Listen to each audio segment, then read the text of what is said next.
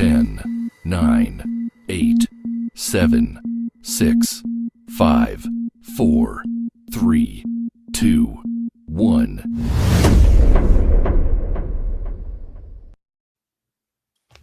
Hello and welcome everybody to the 10th episode of Stadium Connect North.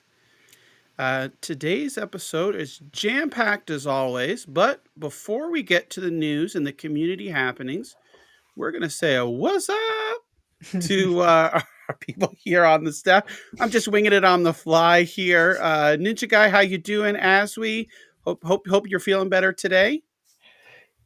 Yep. Side effects from the booster leaves you pretty high and dry. Yeah. But I'm here. So, that's good. That's good to hear. Ninja, how are you doing? Yeah, I'm doing great. So today I'm starting my vacation, so I'm pretty happy. You'll probably see a big smile on my face throughout the show. So, Awesome. yeah. So we're already starting the show off with a bang here. Look at this, Metal Wolf, John and Plop gonna rock this one. So we're gonna get started here. Let me see, Vivi here. Let me see if we can hear. Hello. Oh, Oh, hey! Oh, look at that, and animate it too. I love that. Cool. That's awesome. Yeah, well, I thought I'd make myself a little bit more Canadian because I'm on the show. Oh, wow. Okay, so that's awesome. So, as we know here, we've got Vivi here as our special guest here. It's just a few days before Christmas here and the holidays, and as Ninja was saying, he's going on holiday for the next week or so into the new year. So it's great to hear. How about yourself, Vivi? How are you doing? I'm doing good. I unfortunately don't have any holiday at the moment, so I am working through tomorrow, and then I'm back in work on the Monday. So, yeah. Wow. Gosh. Pretty intense. Well, yeah. Well, hopefully the weekend you got some time to relax and kick back and enjoy the holiday there. So with that, we're going to get right into the news here. And let me see. Let's bring up, we're going to talk about this week on Stadia, the blog post here. And we got everyone over to the side. Perfect. Alrighty. So this week on Stadia, a whole lot of Stadia Pro titles.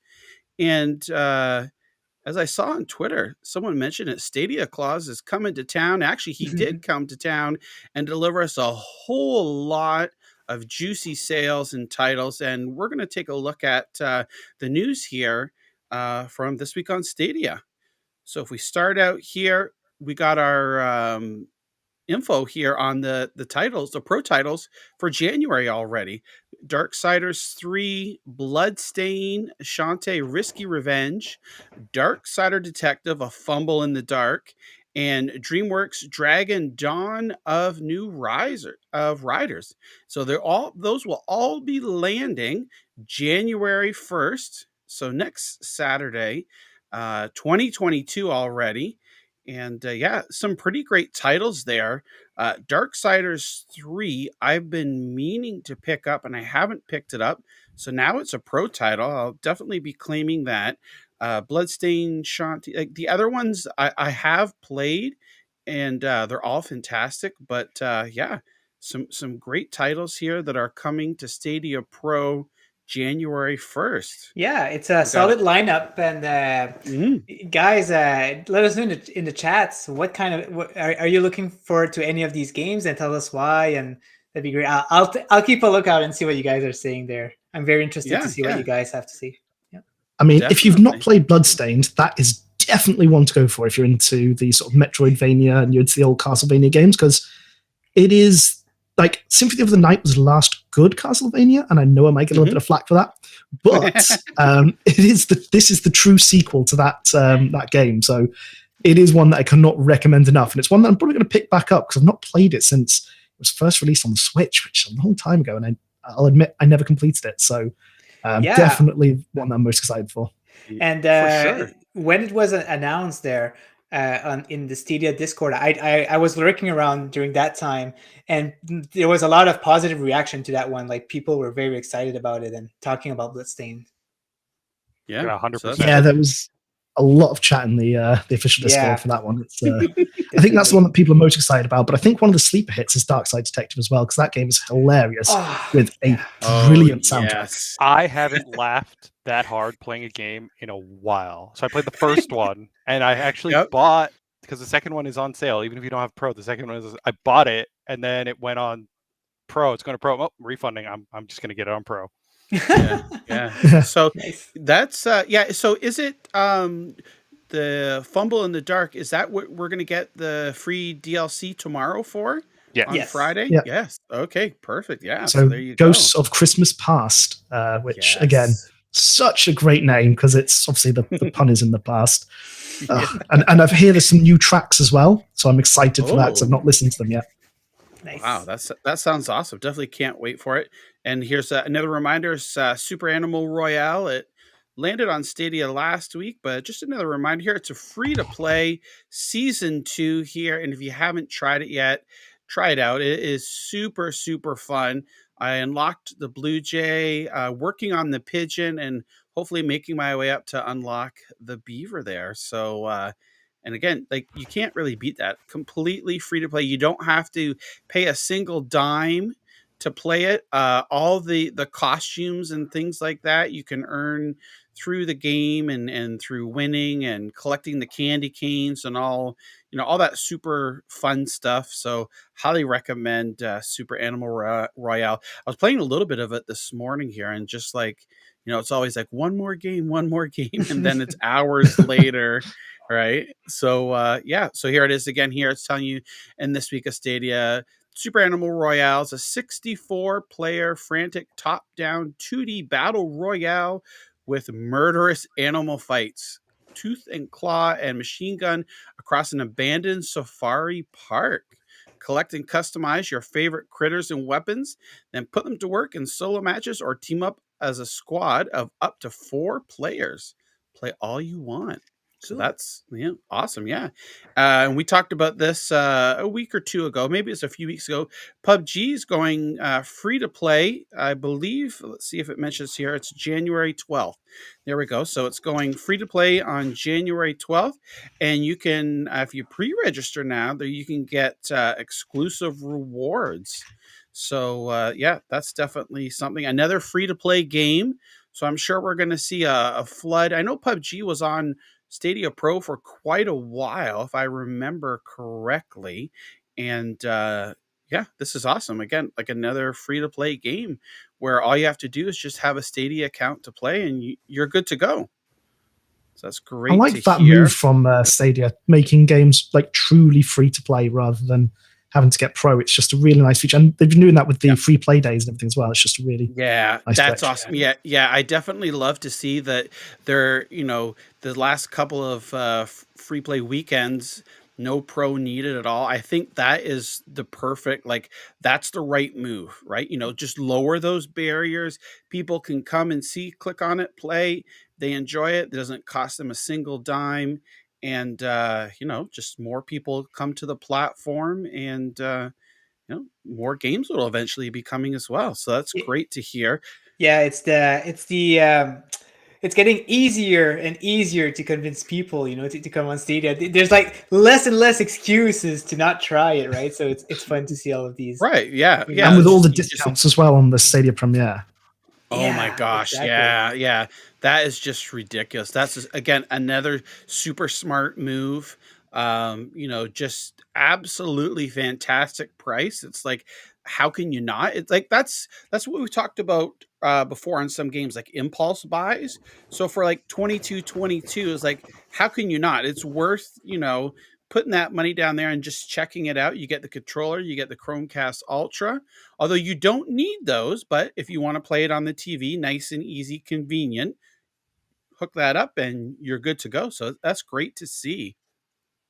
Really great. So I'm just going to go ahead and just read this real quick here. Play PUBG Season 15 now. In this new update, there's a new vehicle mountain bike, which barely makes any noise, allowing for stealthy movement. Also, don't forget to check out the Christmas-themed, let me see if I can, Vikendi on upcoming Christmas.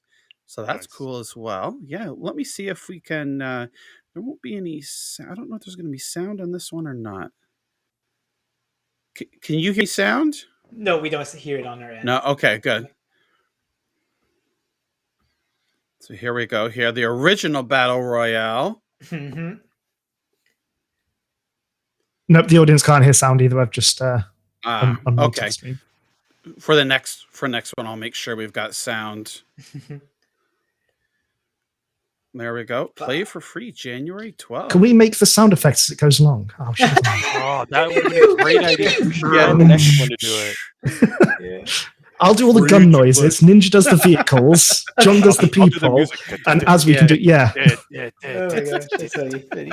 So we got Gracie in the chat here. Hi, Gracie. Oh, hey, Gracie. How you doing? Hey, Gracie. Oh, shout out to Clive there. Thanks for the super chat there.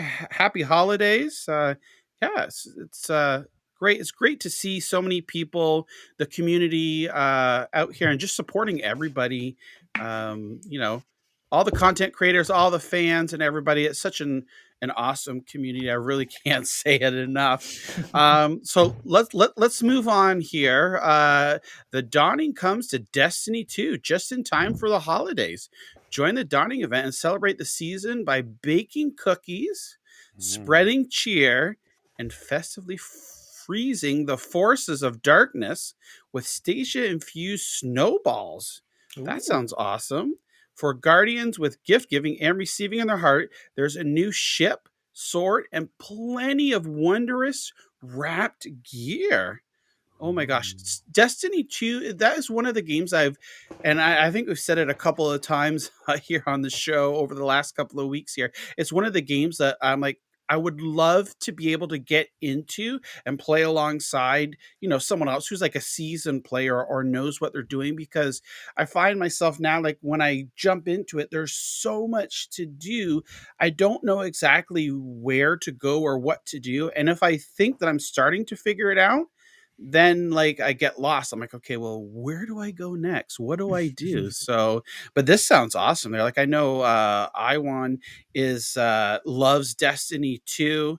I think I forget how many hours that he has into the game, but an insane amount. Yeah, for sure. Exactly. So it's such an overwhelming game, right? Like I understand how to play, but it's like an MMORPG. You get in and there's like 20 quests you have to do. It's crazy. There's just always something to do in the game. Like it's so crazy. Yeah. Do you know an interesting story? The one trending channel I've tried to get rid of so many times is Destiny 2 in the official Discord. We're only supposed to have the trend channels temporarily, and we wait for like periods of inactivity. And I saw there was a slight lull, and I was like, oh, I could probably finally get rid of it. So I managed to like get rid of it. I was like, thank God, Destiny 2 finally gone.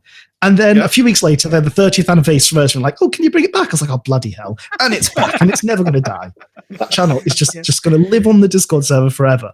I feel like Hitman is kind of the same. Like it's always going to get there. Like people are requesting it, but they seem to be hanging out in the state share channel nowadays. So at least they can keep that up.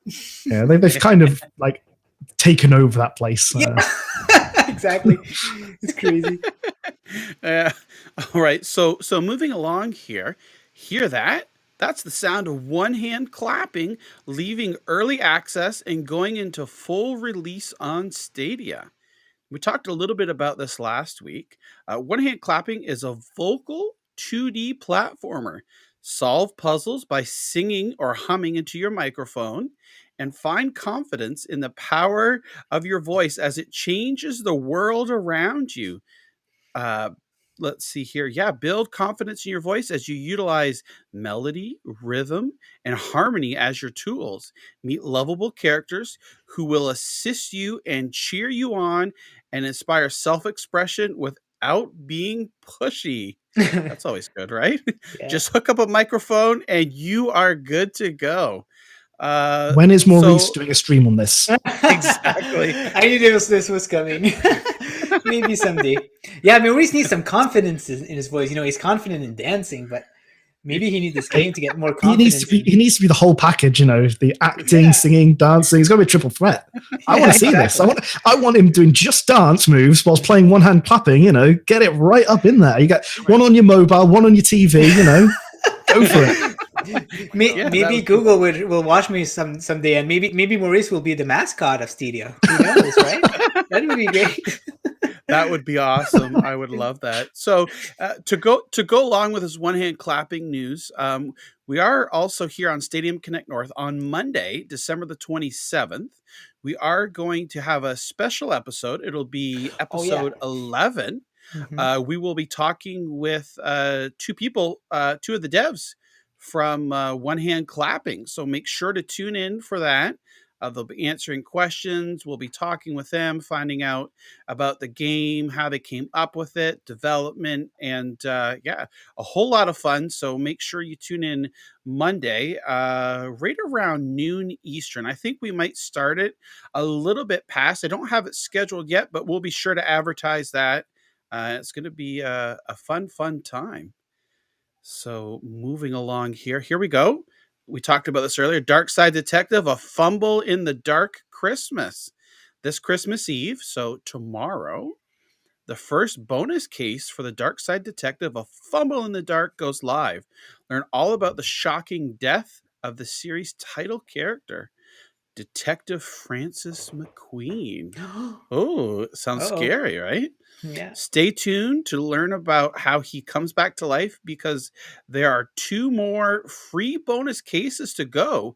And Officer Dooley, my hero, can't carry this series on his own. Start sleuthing on December 24th.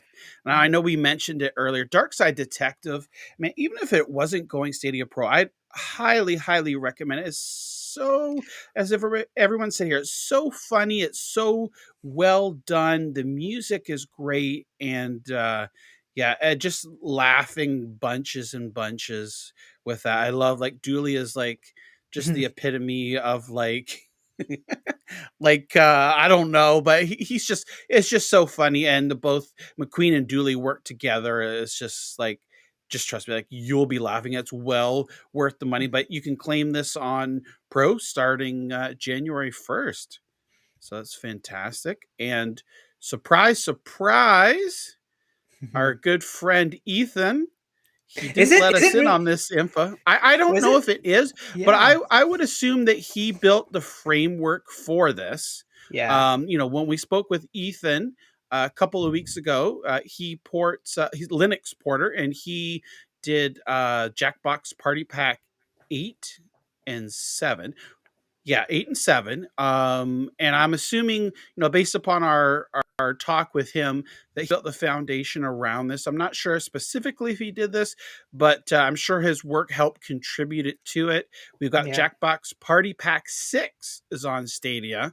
So a great game for the holidays. Some people, if, they're going to have some people over for the holidays, or some people that can't. This is a great game that you can play. You don't even have to own. Only one person has to own it. Everyone else playing just hops on, grabs their device, and it's so fun. And shout out Vivi. Dooley is my day. Thank you so much. I appreciate that. Sorry, I just had to get that in there. Dooley's everyone's day. Come on. Yeah, yes. Dooley is awesome. Mm-hmm. So here we are. Jack. This one is like a tongue twister for me. Jackbox Party Pack 6. Say that 10 times fast. It's the wildest party pack yet, with the absurd deathmatch trivia murder party 2. The weird word circus dictorium, the hidden identity game push the button, the comedy contest joke boat, and the offbeat personality test role models. Use your phones or tablets as controllers and play with up to 10 players, plus an audience of up to 10,000 can join in and help influence the game. Get it today on Stadia. again, that's so we've got 6, 7, 8. I don't know if we're going to continue to get 5, 4, 3, 2, 1 and do the countdown as well. But these are great party games. Like I mentioned, you can play it with people around you, or even if they're not remote. Because you could stream this too, and there's options in there for delayed response, take off the timers and things like that. Played this, played 8. I streamed that on Stadiaversary, and then we played it with my family a whole bunch of times. Haven't played 7 yet, or 6, but definitely next week that'll be coming up, playing those games with the family and the community. So I don't know, has anybody played Jackbox Party Pack 6 yet here? I have. It is the second best party pack, in my opinion. Oh, wow. Really? Okay. The only one it doesn't have is Quiplash. Quiplash 2, I can't remember which one that's in, is the best. Okay. But Push the Button's hilarious. Joke Boat is terrible. Don't bother with it. Murder Trivia Party is great. So yeah, there's some good ones there. Played a lot of Push the Button, though. That's awesome. A good one. Yeah, I've heard Push the Button's like a precursor to Among Us, right? Yeah, kind of. It's like Werewolf and stuff like that. It's a hidden world. Okay. So this is what I was going to ask, and I'm looking down in the comments here. Zorena's asking, so out of 6, 7, and 8, Vivi, what would you recommend if someone was going to buy one of them for this holiday season? What would your personal recommendation be? I would say 6, then 7, then 8. So in ascending order. 8's great. And it's definitely back to the party pack. I think it was 5. That was the really the one that I wasn't a huge fan of. But yeah, those are the ones I'd go for. And somebody said, which one's the best one for G-rated family? They all have a not safe for work switch on them, so you can typically turn them to to safe for work mode. Interesting. Yeah. That's good. Okay, so we have played it at work, and we forgot to do that switch. So that was great. The best one was somebody mentioned weed cookies in one of their answers, and they didn't realize that it would show their name. Oh god, that was the best.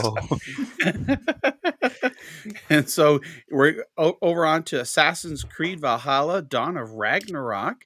It's brand new. It's a DLC that's coming.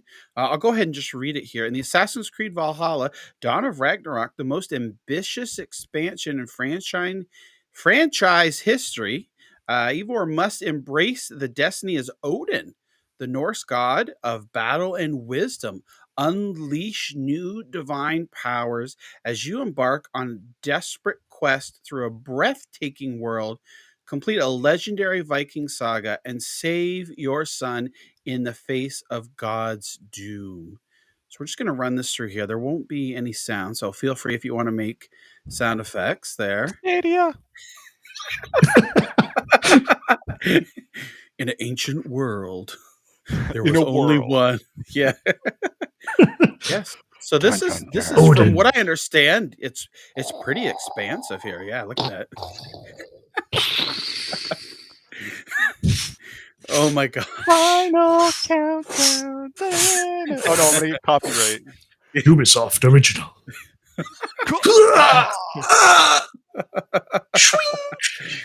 Ooh, nice swing. Oh my gosh, this is so funny. I can't stop laughing. Oh, I'm gonna cry here. Oh, this is awesome. I love it. It's time to take back my throne. I just imagine eagle sound here. I can't do eagle sound, but yeah. Oh yeah. Whatever. Yeah. Eagle. I didn't actually know that happened. I've not seen this trailer, so no, neither have I. Holy Moses! I haven't either. Oh, this is pretty rad. First time I'm seeing it, I'm doing the sound effects. that was pretty good. That was some good sight reading. Yeah.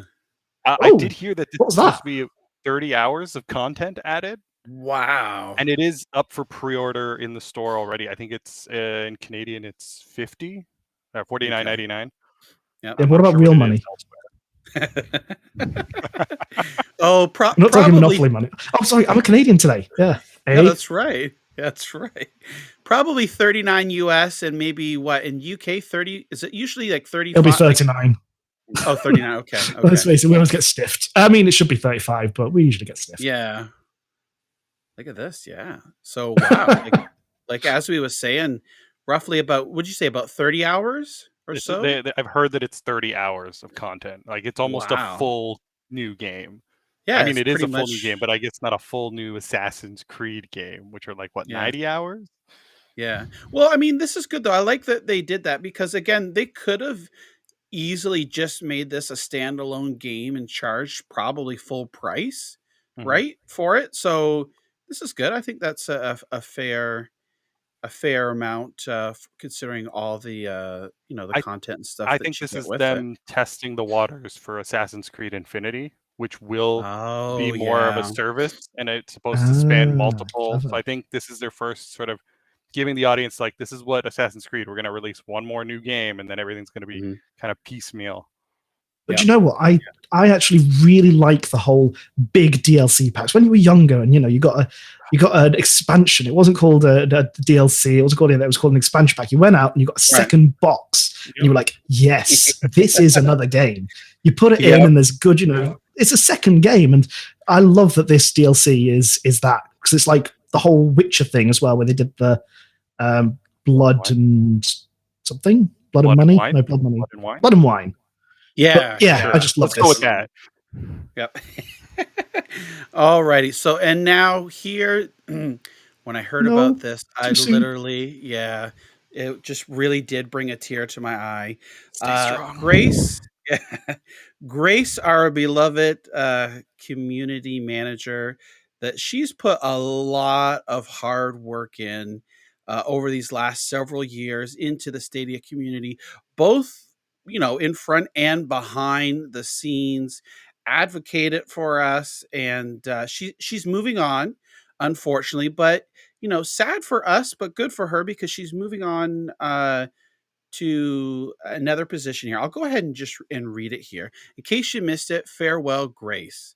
In case you missed the news, our beloved community manager, Grace, is departing the Stadia team and taking the next step forward in her career. Grace has been synonymous with the Stadia community since Stadia was first announced, and while it's bittersweet to see her go, we are grateful for the passionate and excellent service she has shown to this community. We wish her absolutely nothing but the best and know she will flourish at her next opportunity. We salute you, Grace. And so this is awesome. And I saw, like, when she tweeted out, there was a Reddit post where she announced, that she was. It's today, the 23rd here. That is her last day as a community manager. So I'm sure she's just winding down her last couple of She's hours actually here. in the chats. Oh wow, Grace! Oh hey, Grace, how you doing? Hi, Grace. Now I'm all like, my throat's all groggy, You got this, man. Stay strong. hands Stay all strong. sweating. Yes, stay strong, and Arms are sweaty. yeah, pretty much. I shouldn't have said that she was in the chat. Now I'm all okay. But anyway, it's just it is really sad to see her go, but knowing that she's moving her career forward is such an awesome opportunity. And it is, as much as we hate to see her go, this is a fantastic career move for her. And like Grace said, she'll still be around on Twitter and playing Stadia and streaming and things like that. So, it's not like she's going to totally disappear and we'll never ever be able to talk to her again. She's just moving on to bigger and better things. And this is what I particularly like about the blog post here is this reassurance here. The Stadia team remains as dedicated as ever to supporting the goals and mission we set. 2022 will see more features, more improvements, and more games. And our community channels will still be here to provide Stadians a place to discuss topics important to them. You can find a familiar face in Chris from Google in all the usual places: Reddit, Discord, and the community forum. So drop by and say hi. So this is good. So this is, now Chris maybe wasn't as I don't know how to say this exactly. Maybe not as well known as Grace was or is in the Stadia community on Twitter and things like that. So now this is a chance for us to get to know Chris a little bit better here. And we wanted to make a special mention on our show here and just tell Grace, I know she's in the chat here. Again, thank you so much for all your hard work, everything that you've done for the Stadia community, all your advocating for us behind the scenes, in front of the scenes, putting together, community events. I will never ever forget the the amazing Rainbow Six Siege little mini tournament stream that we had this past summer. It was such an awesome time, so fun. And thank you, Grace, for all your work, for putting up with all that you have to do with the community. And again, thank you so much. And we wanted to show here too. People in the chat, definitely please show Grace some love here and wish her some, warm wishes and wish her well. We also wanted to show this video here that let me get this off here, that Anthony and Now Your Mama Knows put together. Let me bring this off here, and we're going to bring it up here, that he put together. It's about a 5-minute video about Grace here. So here we go. This video is gonna be epic, 'cause I'm a cowboy. Oh man. So I'm 45 years old, and I've been playing video games since I was a little kid, and I've never really been interested in kind of like a social community. I just kind of play with my friends, right? So I'm saying that to say this. People say that Stadia isn't involved with the community, and I want to say I've never seen a community like this ever. I've never seen people or community managers or anything, right? I just didn't pay attention to it. I just didn't notice it, right? So all the years on PlayStation or Xbox, I just never noticed it ever until being in the Google Stadia community. So with that being said, I want to say thank you to Grace.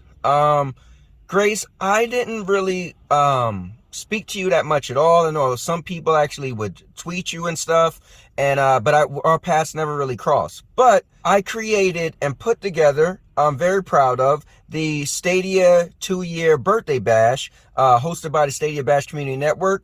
And Grace, you were nice enough to actually shout it out.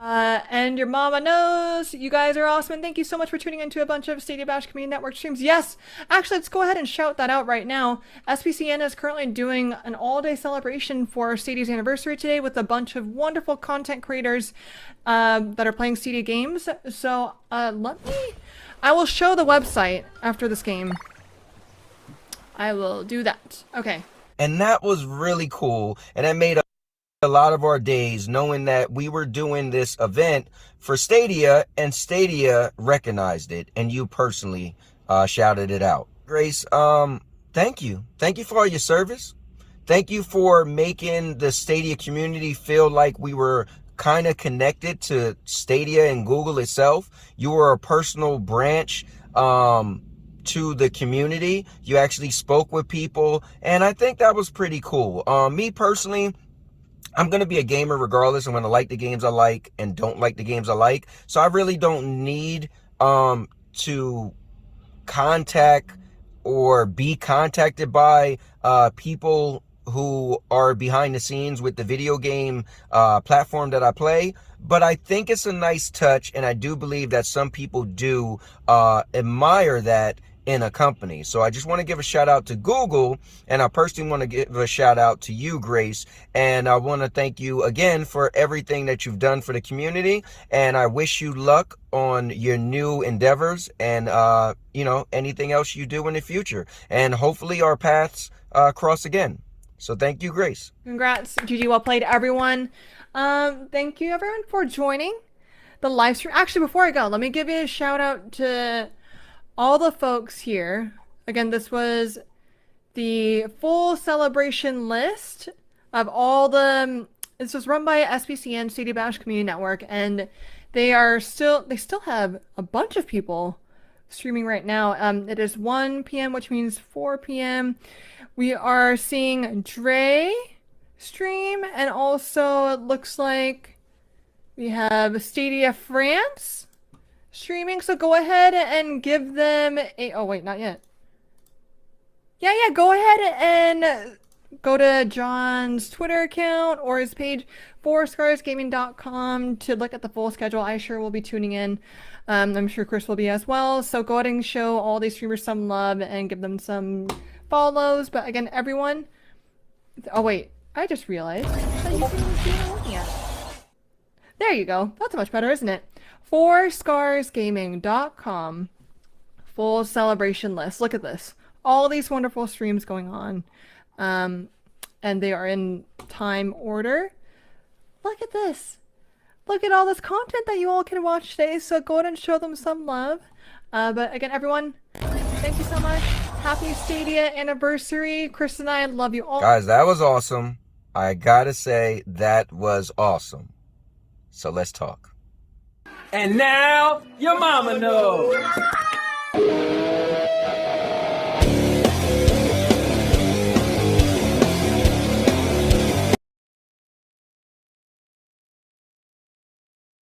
I'll stop it here. I think we're all on mute also. So Yeah. yeah. So I also wanted to touch base. Thank you so much, Anthony. That video was awesome. And one of the things I really want to highlight in that of what Anthony said is, never have I seen a community with a community manager that has been so involved and present.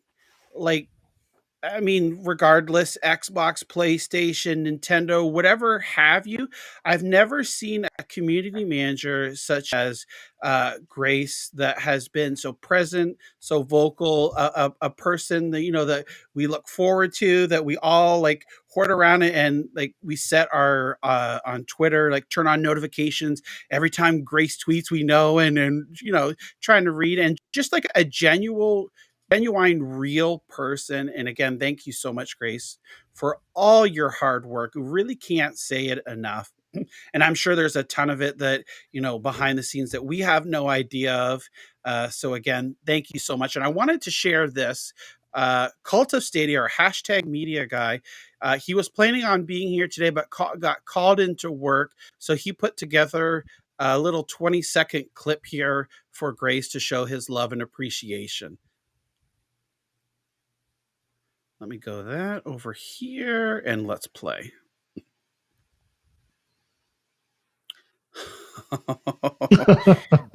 Well, this would be classic. The wonders of live streaming. Yeah. I couldn't necessarily save this. He sent me to this in a DM here. Let's see here. Oh, let's read his other DMs. No, don't you dare. Don't you dare. This is hashtag media guy, Cult of Stadia 9709. I joined in July. I didn't get to know you that long, but I never inboxed you. I always cheer for you, and I am cheering for you at Wing. It sounds like an amazing company. Thank you so much for all your work. There we go. Hashtag media guy. Couldn't be here today. Hopefully you didn't see any juicy details in any of the DMs. We might need to cut that somewhere, right? But Flip it. Guys, just so you know, you can join in today if you feel like, if you want to join in, just send me a DM, and if you want to say a little something to Grace, we'll be gladly accepting you in this stream, and to see what you have to say. Yeah, definitely. So I'm checking before we go here onto anybody else. I see Anthony said that he is here. He could pop in for a minute. So let me send Anthony the link here. Yeah, so send us DM on Twitter or Discord. We don't want to post the link publicly because you never know who you're going to get coming in here. So we kind of want to control that. Let me send this over here to Anthony. I know he's watching here. If he has time that he can pop in. And hey, Death Alive, thanks for joining us here. Appreciate it. Hey. So yeah, I'm just gonna say my little word for Grace. Meanwhile, while you do that, so Grace, yeah. So we haven't talked much either. I think the only time that we talked was during the anniversary stream where I just said a quick hi, and it was great. Like I know that you're a busy person. I never really messaged you just because I knew that you had a lot on your plate. But man, you will always like have a place in Stadia's community, right? Like you've done so much for this, for all of us, you know, and we couldn't have asked for someone better. So you will definitely be not be replaceable, and you know, I'm very happy for you to get this promotion, and but you will definitely be missed. Yeah, she has Grace will always be like a part of the Stadia community and the history of Stadia, you know. So years when we talk and look back and say, "Oh, remember the early years of Stadia? Oh yeah, community manager, she was awesome, right? Grace." So Grace, I don't remember her. Who was she? Wait, who's Grace? Grace? Yeah. So I see Anthony's here real quick. So we'll pop him in here for a couple of minutes so he can give a few words here, and there we go. Well, hey, how you doing, New Anthony? introduction? What? Okay, it's the cowboy. John, you were supposed to doll it up a little bit, you know? Well, Mr. no, Cowboy, man. yeah. This is all about Grace. She needs to be in the spotlight, right? So we're giving props to Grace here. We don't want to make her cry again, but She's gonna cry. It's okay. Yeah, it's okay. I can tell you that for a fact. I just want to say, like, Stadia in general, and especially, and I feel like Grace was like the general kind of leading the charge. But as far as the community, man, like I said, I'm 45, man. I've been playing games since Atari, and you know, and I've never been moved like this in gaming. And so Grace again was leading the charge, and that's why I wanted to put those video clips, because I wanted people to see. Like, she stopped and said, "Oh, let me shout these guys out," and then later on she realized, "Oh wait, I could go to the link," which is awesome because you created it, John, where you put everybody, and and she went to it and said, "Whoa, let me make sure I do this," and that was pretty cool. Actually, I want a funny story. When I wrote Grace in the chat, she said, "Oh yeah, I'll link it out." And so to her match, she said after the match. So when the match ended, I was like, "Don't forget to link it out." She probably was like, "This crazy guy keeps bringing it up." And then, later on, I think it was Vivi Plays. He said, "Oh, just by the way, just to let you know, Grace did shout you out at the very end, because that day I was monitoring every stream for the anniversary bash. I didn't get a chance to go back."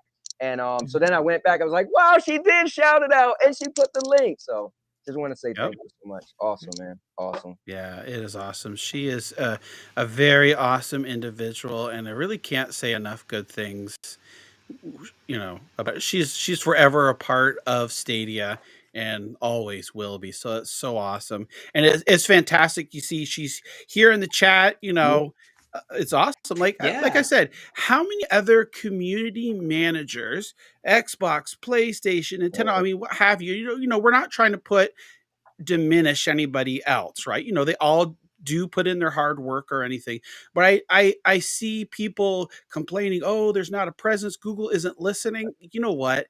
They are. They're not stupid, right? They have ears. They're people just like us.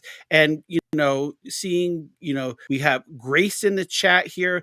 Gracie is in the chat too from Google as well. So, you know, they're all around here. They know, and they're real people just like us who have feelings and emotions and stuff like that. So again, it's so awesome. Thank you again, Grace, for all the work you've done. We really appreciate it. You've went above and beyond in my book, and many others. You've went above and beyond what any other community manager does, and you helped be a positive force and entity in the Stadia community. and at times, having to crack the whip a couple of times when people got out of place. But, I can just imagine what she must have said behind the scenes. We'll never know, but we can only guess. And thanks so much, Grace. And the shout out Consino there. Thank you so much. Super chat here. Consino says, thank you, Grace, and thank you to a great Stadia community. And, as I mentioned, like that was one of the reasons when I got my tattoo here is like, just because like this are some of the feelings that like Stadia as a platform and the people around it and Grace included and Cowboy and Vivi and Azwe, everybody here, Ninja, like so many people. I can't begin to mention it, right? It made such an impact on my life, met so many great new people, and I just always wanted to have that memory and show my appreciation and love for it. And that's why I did it. And this is just shows off here, one of the reasons why that's what I did for my tattoo and my love for Stadia and the community. So now, like, because today is a very important day, right? Because of that. So on your next time, you'll be doing like a big face of Grace tattoo, right? On your other arm. So maybe go for the guac rather than the Grace, because I think that might be a little less creepy. Yeah. 12, 23, 21, right? Fine. with a heart, right? Yeah, something like that. So, wow. But that's awesome. Yeah. So that's great. So we're seeing lots of love in the chat here for Grace as well. And again, if anybody else wants to pop in here and like Anthony is here just to talk a little bit about it, let us know. Or if you just want to in the chat, you feel more comfortable in the chat, Grace is here listening, and just show our love and support and thank her for everything that she has done over these past several years and to help launch Stadia community, Reddit, Discord. Sure, definitely. So I wasn't able to be a part of the Rainbow Six tournament, but dude, I don't know if whatever's going on in my life, I was real busy that week. And I was like, I remember Stadia Pro was like, yeah, they're having a tournament. I was like, wait, what? It's like, yeah, the community managers and the community. I was like, hold up, wait, say that again? It's like, no, for real. I was like, no, are you serious? It's like, yeah. I was like, dude, that's like, for real? Like, that was big. Awesome. Yeah. That's the thing. I was so excited to be part of that. Dude, when have you seen that before? Like, wow. Yeah, again, like I've never seen that before. And I remember I got the DM from Grace asking if I wanted to participate. And I'm like, yeah, for sure. You don't even have to ask. I'm auto yes all the time. And then I was like going through my mind, just typing, okay, who do I want on my team? Who do I want on my team? And then like I send a message, Jem, and sending all these messages out. And I think later after the event, Vivi and I were talking. He's like, I think we both sent a message to Jem within like minutes of each other, right? As to see if he'd be on our team. And I think I maybe by like a minute beat Vivi to sending the DM. I was betrayed by Jem, and I've still not forgiven him. To this day. Yeah. Oh, it was so awesome. Anyway, so that at least there's that, right? Yeah. Oh, it's so awesome. But I've been lucky enough to never forget that. Sorry. Go ahead.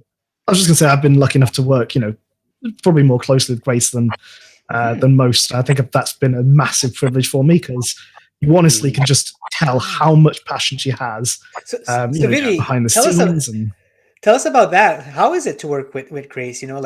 How was it? I mean, she was always really attentive. Like people say, "Oh yeah, Stadia aren't listening; they're not responding." But I mean, Grace watches everything. Yeah, that we know.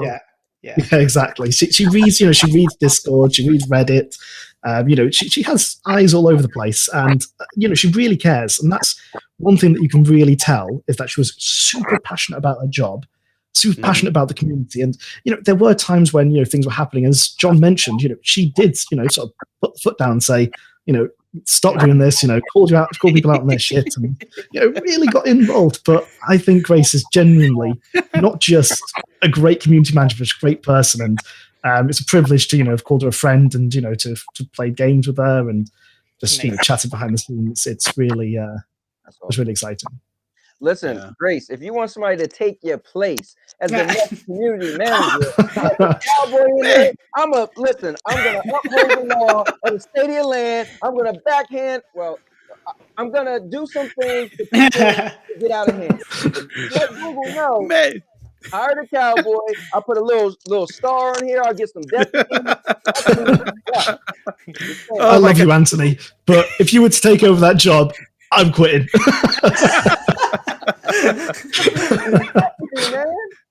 Oh my gosh, Mr. Opportunity. You're not the cowboy. You're Mr. Opportunity, right? Yeah.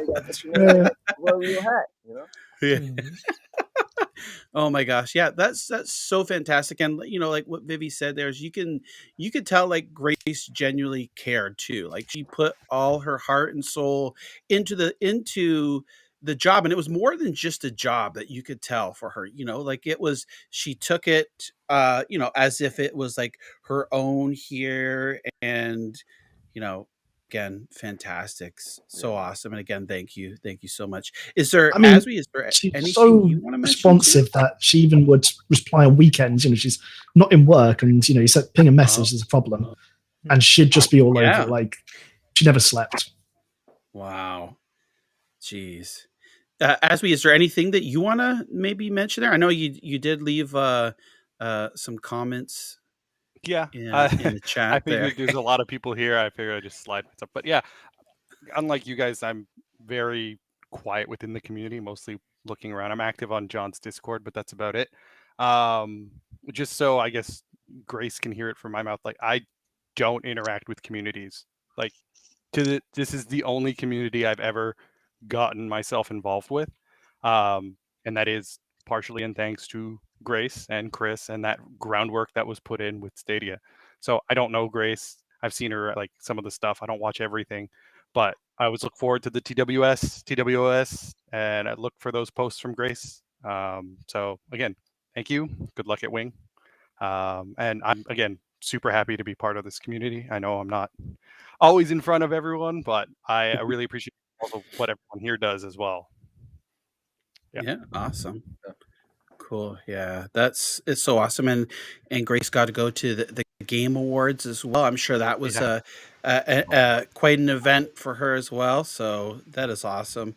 And again, yeah. So it like I said, it's great to see her presence even here. Vivi said she would have eyes all over working when she's off the clock as well. So definitely lots of passion and love for the community. And I'm just looking in the chat here. Vivi saying 2 Graces. She's cloned herself, right? So maybe we can have one Grace stay here as the community manager, and then one move on. But we'll take the real Grace, right? Yeah. I mean, yeah, so and we still have some great. Still some great workers on Stadia, right? Like we could have Chris.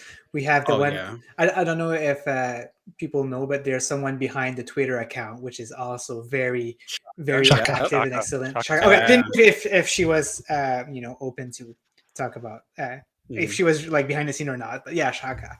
So yeah, man, like the community has improved so much, and this is how they've been going forward with Stadia, which is cool. It's very unique and it's very different from other platforms, like you guys are saying. So I'm really looking forward for when Stadia grow, like how different it's going to be compared to other communities. Yeah. And like I said, I'm interested, excited to get to know Chris a little bit more here. He's going to be stepping up, I guess, more in the spotlight, so to speak. There, it'll be interesting.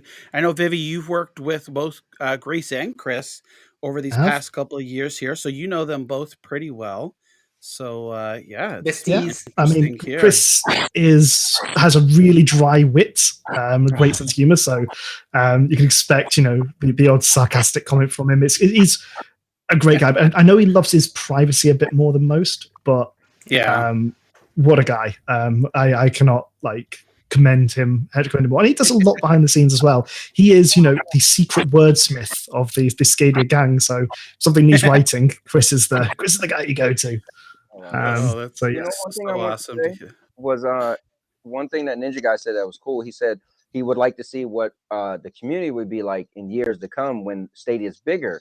I think what's interesting, right, is that a lot of other video game platforms was around for a while before social media was really that popular, right? So Stadia has a foundation.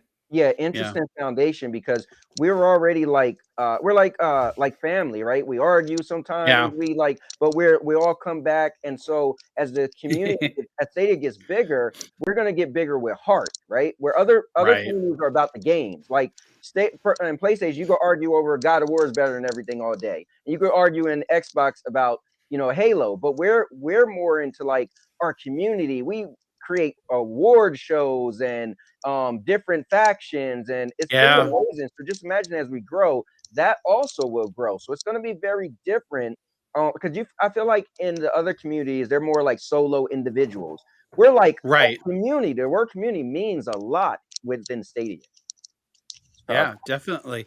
So, that you make a good point there, Anthony, about, we're coming up with our own awards show. We have Stadia Bash Community, which was network, Stadia Bash Community. We had our own Caring from the Clouds, Super Saturday. So we've come up with, as the community have come up with all these different events as well, too, that just brings us closer together. And like you said, we're a giant family, very tight knit community.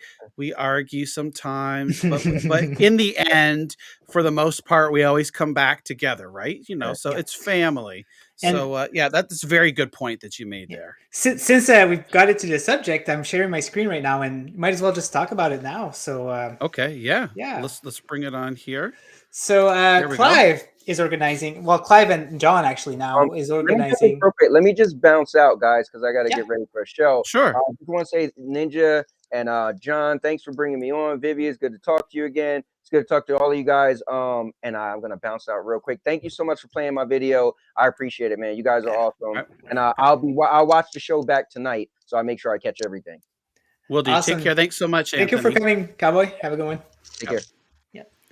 Awesome. So Ninja, I just want to mention something real quick here. So this is Clive, and there's a committee of people, and I'm on that committee as well. So I don't want to diminish. I'm not sure other people that want to be known on the committee. So we'll just say, I'm part of the committee as well. But Clive kind of like is spearheading this for sure. Okay, I see. Good. Yeah. So yeah. So like we said, we have a big community, and we even put this in the news section and not even the community section. So again, guys, if you want to vote, just go on Clive's Twitter, and he has his this link to vote everywhere. So soon we'll be seeing the awards. Is there a date yet, John, for that? Yep. So the voting for the awards closes Christmas Eve, so you have one more day to get your vote in, and then the actual show will be New Year's. So I'm going to post in the chat here. Here's a link to Clive's tweet there. You can go there, and then you can vote. It'll be live, like you see there. Yep. Live New Year's Eve, 8 p.m. UK time, so GMT, right? Something like that. I don't know. Yep, GMT. GMT. Yeah, because that's what. And then in the summer it changes to BST, right? Yeah, British summertime. Is that right? Okay, yeah. So I always get confused. So 8 o'clock UK time. That's what 5 Eastern. No, 5 hours ahead. 3 p.m. Eastern, I believe. Yep, and noon Pacific. Right on Clive's channel. I'll be co-hosting with him. Clive's takes the center there, and I'll be throwing in my 2 cents here and there. And he's got a great show lined up. It's gonna be fantastic. Again, if you haven't already voted, please vote. I've got the bot as well. Mentions it maybe every 5 or 10 minutes with a link where you can vote on your favorite Stadia games. So it's gonna be great. I can't wait. I think that the only thing. So, John, what's your favorite Stadia game? What did you vote for as like the game of the year? What did I vote for? Oh my gosh. Well, all right. I picked Resident Evil is my favorite game on Stadia, but there's like a whole bunch. Like I like Grime and Young Souls was really tough to pick between those three, between Resident Evil, Grime, and Young Souls, because I loved all of those games, each for different reasons. But in the end, just if I, just barely squeaked out, Resident Evil Village was my favorite game. And I guess maybe too, like I have of course, for all three games, I have fond memories attached with them. But especially for Resident Evil, we got the demo, so I streamed that. And then Resident Evil came out at midnight, and I was up and I did a midnight stream. And I originally was only going to plan to stream for an hour, but I ended up streaming for like 2.5, almost 3 hours. And the reason was because I'm like, okay, after an hour, I'm like, everyone was still in the stream and like, yeah, we're having fun. Do you want me to stream for a little bit more? Okay. So at 1:30 in the morning, I'm like, okay, I think this is it. Let's find a place to save. It took me an hour to find a place to save a typewriter. Oh, Jesus. Because I was going around like, where can I save? What can I do?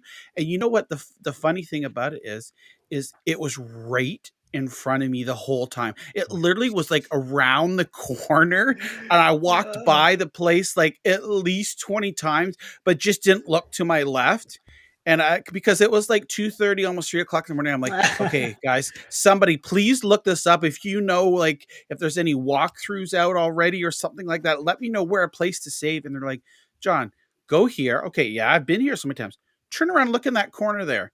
Sure enough, there it was. And I'm like, oh my gosh. So that was like, part of my memories as well. But yeah, I Resident Evil Village, my favorite, and definitely Grime. I like Metroidvanias as well. And Young Souls is just so captivating and unique and awesome that those are basically like my top 3 games on Stadia.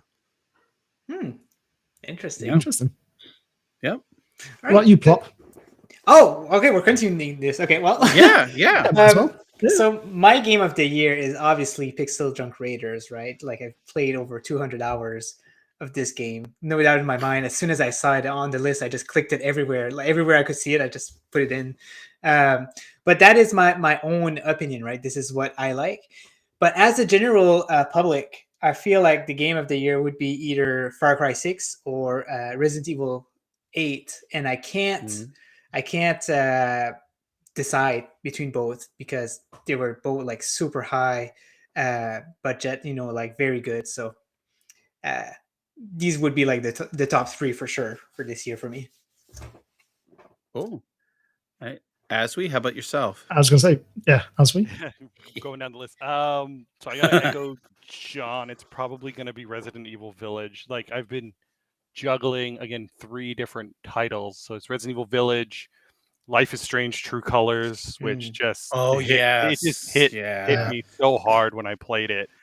And then the other one's kind of a toss-up. I've got, because I'm working on Chorus still, because Chorus came out in December, and that's been hitting me really hard in the sense of I love the story. I was not expecting the story to be so good, because you have other shoot 'em ups like Star Fox and it's the other one I was thinking of, Rogue Squadron, which they're great games. Don't get me wrong. I love Star Fox, I love it. But the story resonating of somebody who was part of a cult and then getting out and trying to right the wrongs that she's done. And then the relationship she has with Forsaken, which is the ship, just also hit me really hard. So a lot of really games that have just sucked me in. And then Life is Strange True Colors. I don't even want to say much about the story, because if you haven't played it, you got to play it. And it's on sale right now, so go get it. Definitely. So what about you, Vivi, then? What did you vote for? I mean, special mention obviously has to go to Dark Side Detective, because I've listened to that soundtrack more times than I'd care to. It was my 3rd highest played Spotify album. So that is ridiculous.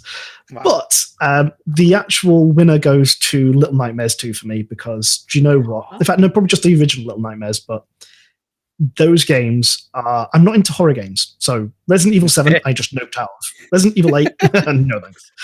But Little Nightmares was terrifying, horrifying, and it was that, not the jump scary, but the whole creepiness. You got these creatures with the long arms and all that. It's like, oh my god, it was horrible, but I loved every minute of it. As much as it was like the worst It was the best. And to be fair, I actually streamed that game, and people loved watching it because my reaction is wasn't too great. But that game was just... I'm not going to spoil the twists, but there's a couple of twists in each of the games, and they just blow your bloody mind. I agree. Definitely. Yeah, that's so awesome. I remember like playing Little Nightmares too, like actually running away from the things chasing you, and actually like my hands getting sweaty and my heart starting to pump. It was like, as if it was me. That's how engrossed I was in the game as well. But yeah, fantastic game. It's so hard really to pinpoint down one game. I will say Little Nightmares 2 is in one of my if I had to pick a top 10, it's gonna be in the top 10. Like it was there when I played the first one. And it was good. I had some problems with it, but the second one, it's like they took all the feedback, improved upon it, and then they added all this other stuff. And then, like you said, the twists that are in Little Nightmares 2 are just so good. Great. That's a great pick, Vivi. Mm-hmm. Definitely. So, John, shall we jump on the news? You think? Do you think it's time to do the news? Like I have all the tabs open here, so I can work on that. Sure. Let's actually, what we want to do here? I want to do a reminder. We're giving away 2 games this stream here. You may have seen it mentioned in the chat here. Cake Bash and Get Packed. So right now we're giving away Cake Bash. If you haven't already entered, type !raffle, hit enter, and that way you can throw your name in the hat to win Cake Bash. We're going to go ahead and give that away here soon, maybe in the next 10 or 15 minutes. I see there's not a whole lot of people entered in there, so there's a very good chance. PyCon Fusion, Daniel, The Extremist, Rebellica, Imran, RJ Plays, Mostly Martinez, PSX Guides and Reviews, and Lord Vivek. Those are the only people that are entered in to the Cake Bash giveaway. So if you would like to enter to have your chance to win it, !raffle.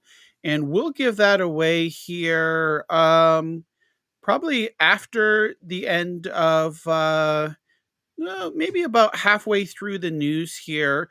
You can see on the sheet here. So let's see right before we talk about the deals. We'll go ahead and give that away. Sounds good? So just as a quick extra incentive on that one, that is one of Grace's favorite games.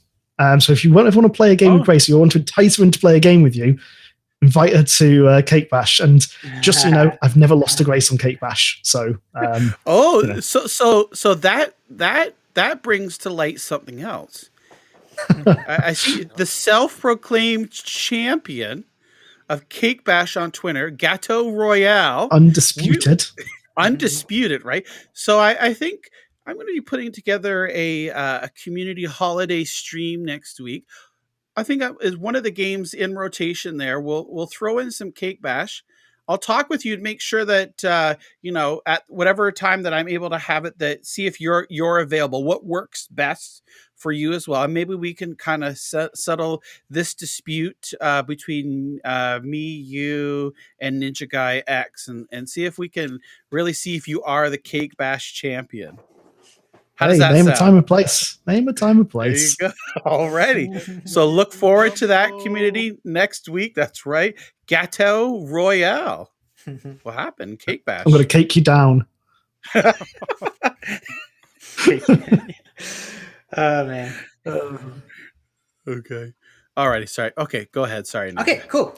So I was going to jump to the sales first. So do you want me to wait for doing that beforehand? Or? No, you okay, can, I'll do it first. Yeah. Yeah. Okay. All right. So for the 12 days of Christmas, Stadia is having some pretty cool news, and they've been showcasing the deals in the last 2 days at least. I'm sure they've announced it even beforehand. But man, there's so many good stuff happening right now, guys. So if you haven't looked at the sales yet, I encourage you to do that. We got from Dead by Daylight DLCs. We got the cheapest game right now, Doom 64, which is like $2 Canadian. That's probably like 1 cent, UK. So, yeah. But yeah, good stuff. Let's just go quickly here. But we got, mid titles like the Assassin's Creed, Elder Scroll, Wolfenstein, Watch Dogs, the good Ubisoft games. And then when we go further, oh man, there's even more. Okay, but when we go further, we've got the more expensive title like Cyberpunk. We've got Octopath Traveler, which doesn't come on special very often. So if you guys plan on buying Octopath Traveler, don't miss your chance, because it doesn't happen too often that it goes on special.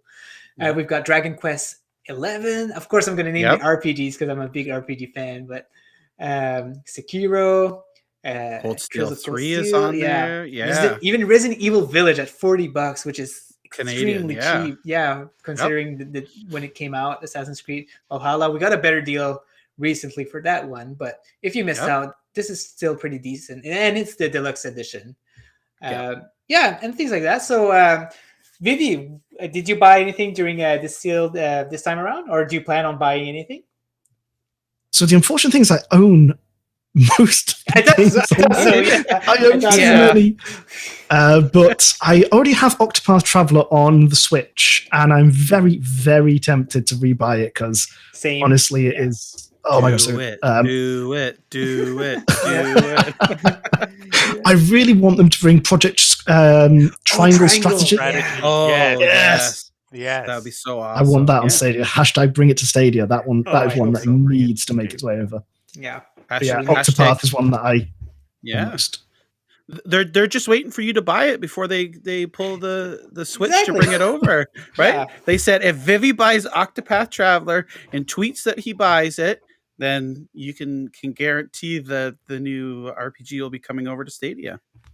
I'm going to force you, Vivi. I'm gonna go to your house. Your pressure. Put you in handcuffs and friggin', Hey, don't threaten me with a good time. You know what I mean? Whoa. I know exactly what you mean. You better buy that game if that's the case. I mean, I'm not buying it now. After that promise, Jesus, I'm getting a bit hot as a color. Oh my god! What about you, Azwe? you can see Vivi's avatar is blushing there. Yeah. I don't think I can follow that. Jesus. No, so I already bought something. I bought Phoenix Point, and talking with Daniel, NASA Dev, on the Discord, he is beckoning me to get Disco Elysium as well, which also looks Oh yes. Octopath is another one that's calling me. I have it on Switch. I have Sekiro also, and I want to get that just cause. There you go. Yeah. Even though from Sekiro software, I'll never show the beat support. It's so hard. Oh, Disco Elysium, you definitely have to get that. It is so I remember when I played it, it was like, what the heck? Like, it's so strange at the beginning, but the story is so interesting. The gameplay, oh my god, you would definitely love that, Azwe, for sure. And if you don't buy it, Azwe, I'll come to your house with my handcuffs, and you know what's gonna happen. So I already bought it. I just bought it. I bought it. Done. Okay, you bought it? I bought it. I'll show proof at the end of the stream. Too late. Now, Ninja. To be fair, that sounds like a great time. I think what Vivi is waiting for is you to say that you'll dress up as Maurice and bring the handcuffs over. And speak French to him, okay? Oh, crap.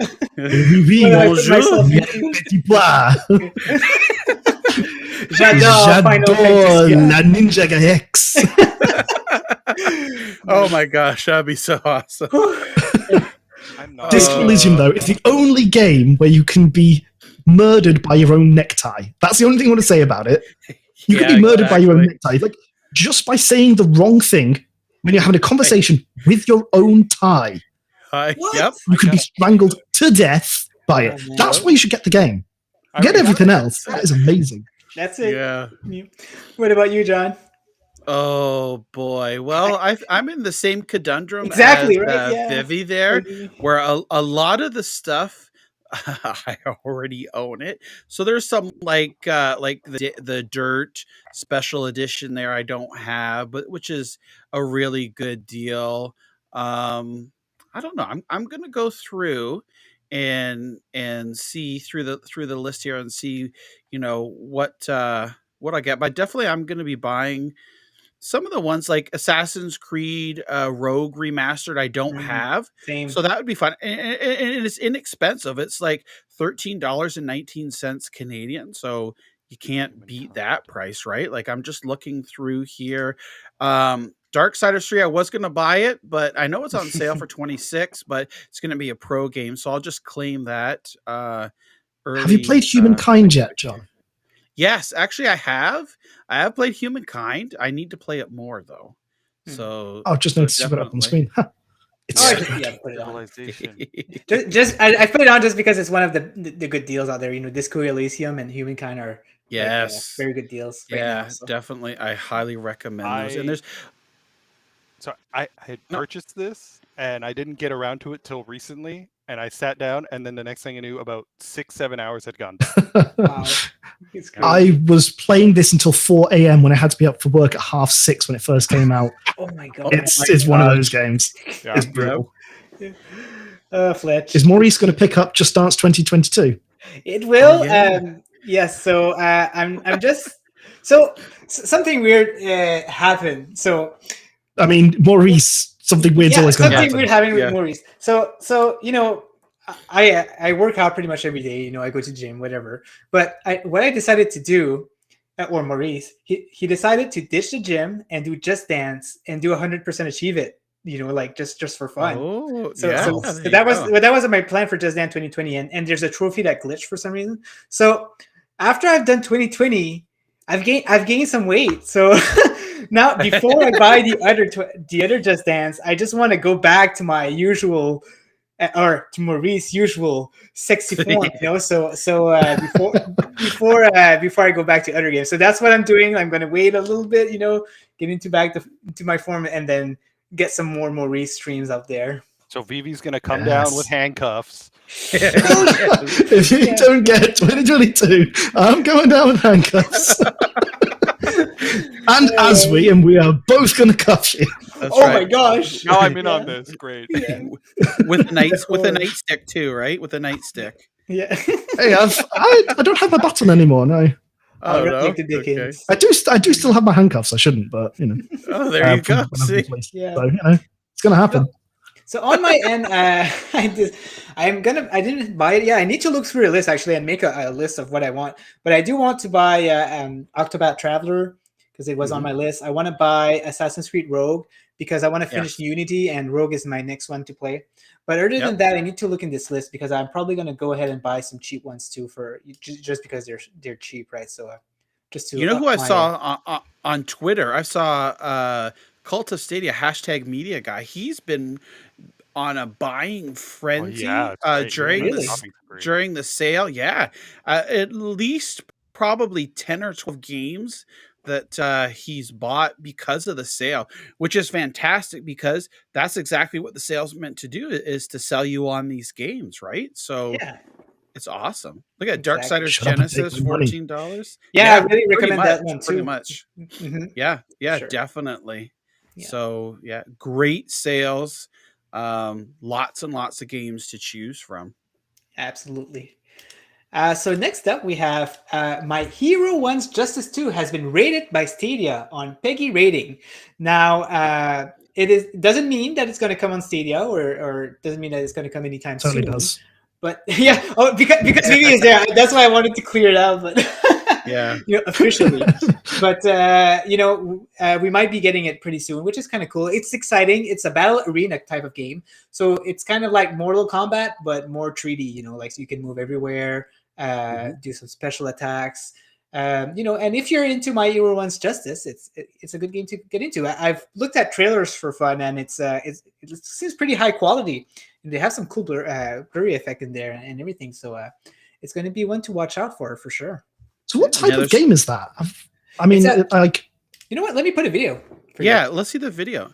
Yeah. That's another Bandai Namco game, so that's great to see. Yeah, so it is like a fighting game. It's like Naruto. Have you ever played Naruto? Shippuden. You know, Yeah, Shabba-lubba-lubba-lubba. Yeah, Yeah. with soundtracking this. Yeah. Ultimate Ninja Storm. There you go. I got it. I couldn't remember. Ah. Yeah, it's kind of the same thing. Yeah, sound effecting this game would be pretty hard. Yeah. Yeah. Shoot style. You just have to scream for like 10 minutes. Oh, okay. This Yeah. looks like the Demon Slayer game, and even I think one of the Dragon Ball Z games. Or even like Power Stone, you know, like Yes. Yeah. Yeah. they brought it back. Yeah. Very much a beat 'em up style game. Exactly. Well, no, because it's only 1v1, so it's Yeah. only like one Oh, player right. versus one player. Yeah, but I know what you mean. Yeah. I'm Looks terrible at those interesting. games. I challenge you. Awesome. Oh yeah, so Cake Bash has been postponed, and we've decided to get the champ for My Hero Injustice instead. You know? Yeah. Let's see. Yeah. So let's do this, Ninja. Let's we're gonna segue into, before you continue, we're Okay. gonna pull the winner for Cake Bash here. So if you haven't already, get your entry in. I see Dre just got his entry in for Cake Bash !raffle. We're gonna be giving that away here, and once we give that game away, then we'll be giving another. So let's take a look here. I see Dave got his entry in. And as a reminder, you must be present to claim your prize. So here we go. I'm going to go ahead and Good luck, everyone. close the giveaway here. Oh, yeah, there it is. Closing the giveaway and on the bot. So good luck to everybody. Fingers crossed, toes crossed. Can we get a drum roll, please? Yeah. And the winner of Cake Bash is RJ Plays. So RJ Plays, Woo! if you're in the chat here, you just need to speak up to claim your prize. So to keep things moving, we give about 30 seconds for you to claim your prize here. So RJ Plays, you've won Cake Bash, but in order to claim it, you have to speak up in the chat. You've got about 15 to 20 more seconds to claim your prize. And if you're not here, then we'll go ahead and pick somebody else from the pool. So RJ If you don't Plays, respond, you get muffin. yeah, you get nothing. It was 10 more Nothing. seconds left. No. Oh my gosh. Well, it looks like we're going to have to pick somebody else here. All righty. Well, oh, RJ got in there at the last second. Last second. I have never You'd like to ever see it. see literally like half of a second left. RJ, congratulations. Send me a message on Twitter, email, on Discord. If you type in !contact into the chat, you will get your ways that you can contact me. So congratulations, RJ Plays. Yeah, she Awesome. just got in. Awesome. So pouring a drink too. There you go. Well, look Perfect. at that. Yeah. Awesome. Perfect. All righty. So I'll let Ninja, if you want to continue on with the news, and I'll get the next giveaway going here. Sounds good. So Original Penguin here, one of Vivi's good friend, if I'm not mistaken. All right. So he pointed out something very interesting that Art has mentioned. So let me click here. So here, there's a new DLC coming out for Art called Lost Island. And there's been something with Stadia here. It says, due to the size of the Lost Island patch and a backend bug on Stadia related to patch size limit, the Lost Island update will not be included with the Winter Wonderland content tomorrow. We're working with Stadia to resolve the issue. Stay tuned to our official account for updates. So it seems that because the update is so big, they can't put it on Stadia.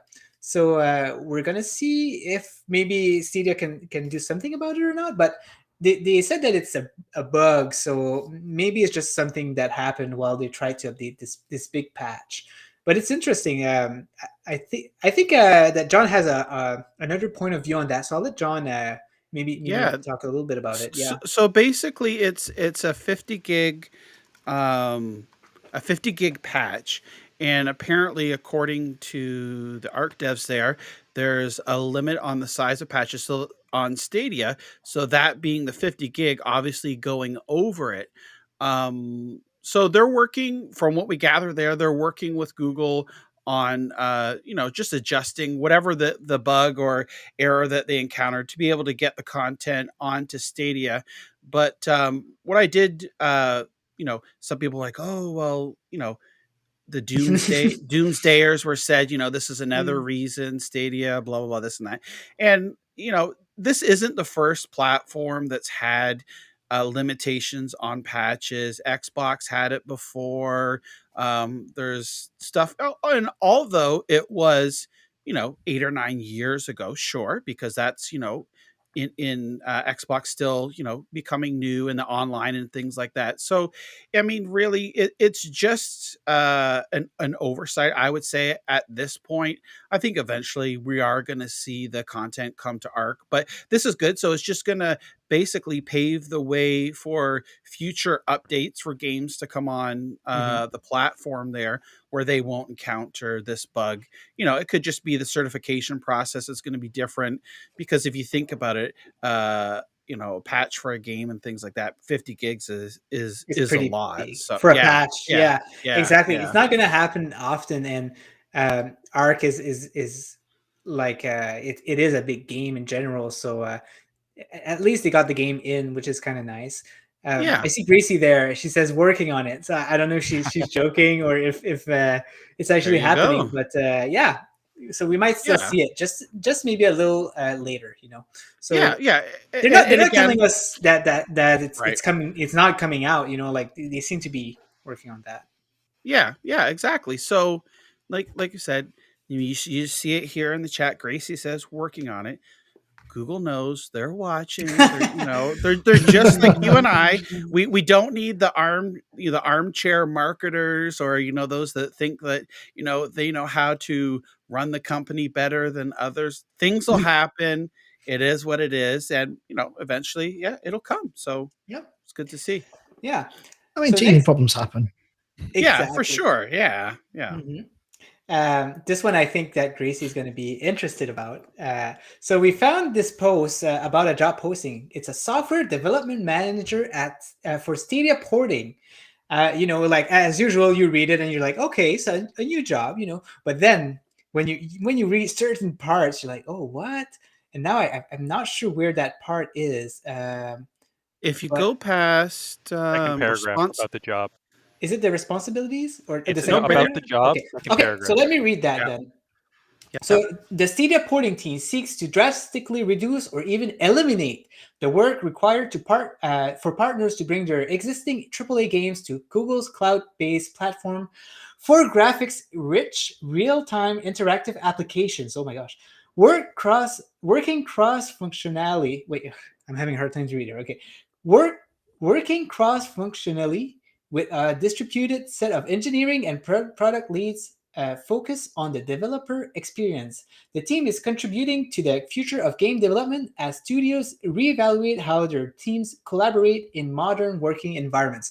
So guys, what does this mean? It means that so the developers will have even less work to do to port their games on Stadia. So Google Stadia is looking to maybe remove the porting process to some of the games. Here it's mentioning AAA games, so maybe it's mostly for bigger games that are harder to port. But it is interesting to see, and maybe we'll see that in the long run, where they won't need to hire anybody on the site to port it.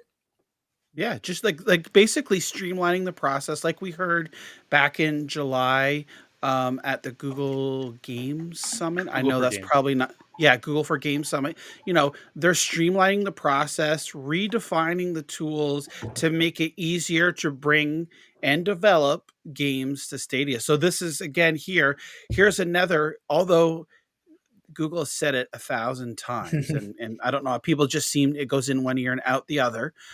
Here's just another proof in the pudding that here's a job specifically that mentions it here, of making it easier to bring, and they say, the AAA games over to Stadia. So again, Stadia's or Google's listening. They know, it's in the works. It's going to take some time. And of course, you're highlighting it here. It's another job at the Waterloo, Ontario office here, about an hour outside of Toronto here to the west, maybe an hour, hour and a half, not too far from here. So it's awesome. Not far, eh? Nope. Yeah. Eh? Just a hockey stick and a puck away. Yep. Exactly. Did you did you guys follow the dev blogs? Because I mean, job postings, dev blogs. It's obvious that they're putting more resource into the developer tools and making it easy to bring games over. I mean, the DirectX to Vulkan libraries that they've been putting out. That's going to make it so much easier. I just think it's a really great move, and people just keep saying, "Oh, they're not putting money into it." When you can, if you follow the dev blogs, you follow the job listings, everything. It's just it's obvious. Exactly. There's a ton of Google puts out a ton of information on it, but it just seems like no matter as much as they can say it and reinforce it, like I said, in one ear, out the other, it's next is like, oh well, we know when SG&E was closing. Wow, by the end of the year, Stadia will be gone. Well, guess what? Guess what, buddy? It's the end of the year and they're not going anywhere. It's been reinforced hundreds of times. Even Gracie has said it in the chat there. Stadia isn't going anywhere. And exactly, there's just people that like to cause drama and stir the pot. So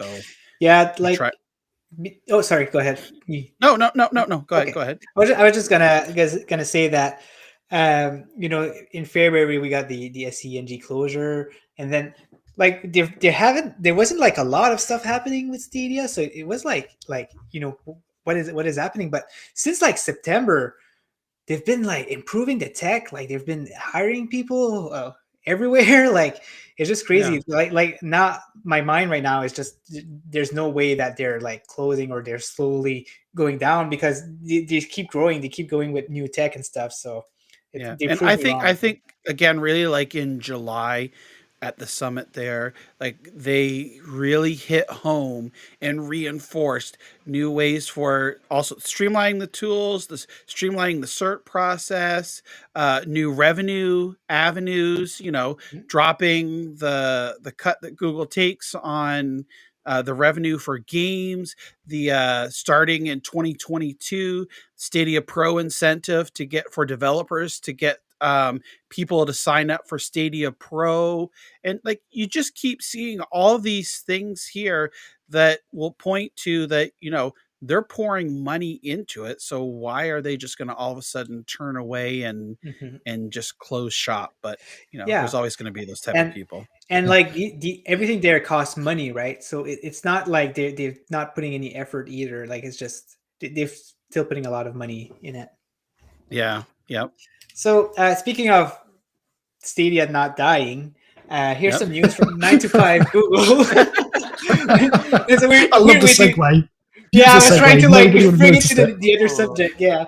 So from 9 to 5 Google, they're saying that Stadia Makers program is still ongoing with multiple games in development. So if you click here, 9 to 5 Google have an article, and looks like they confirmed to them from something here, from a statement to 9 to 5 Google. They confirmed that the Stadia Makers program is still active and that there are multiple games in development with program partners. So I'm kind of looking forward to see what else we're going to get that's been funded or partially funded by Google Stadia. So this is a good sign. It's telling us that we're going to get more games next year and the years to go. Yeah, I want to see those game jam games.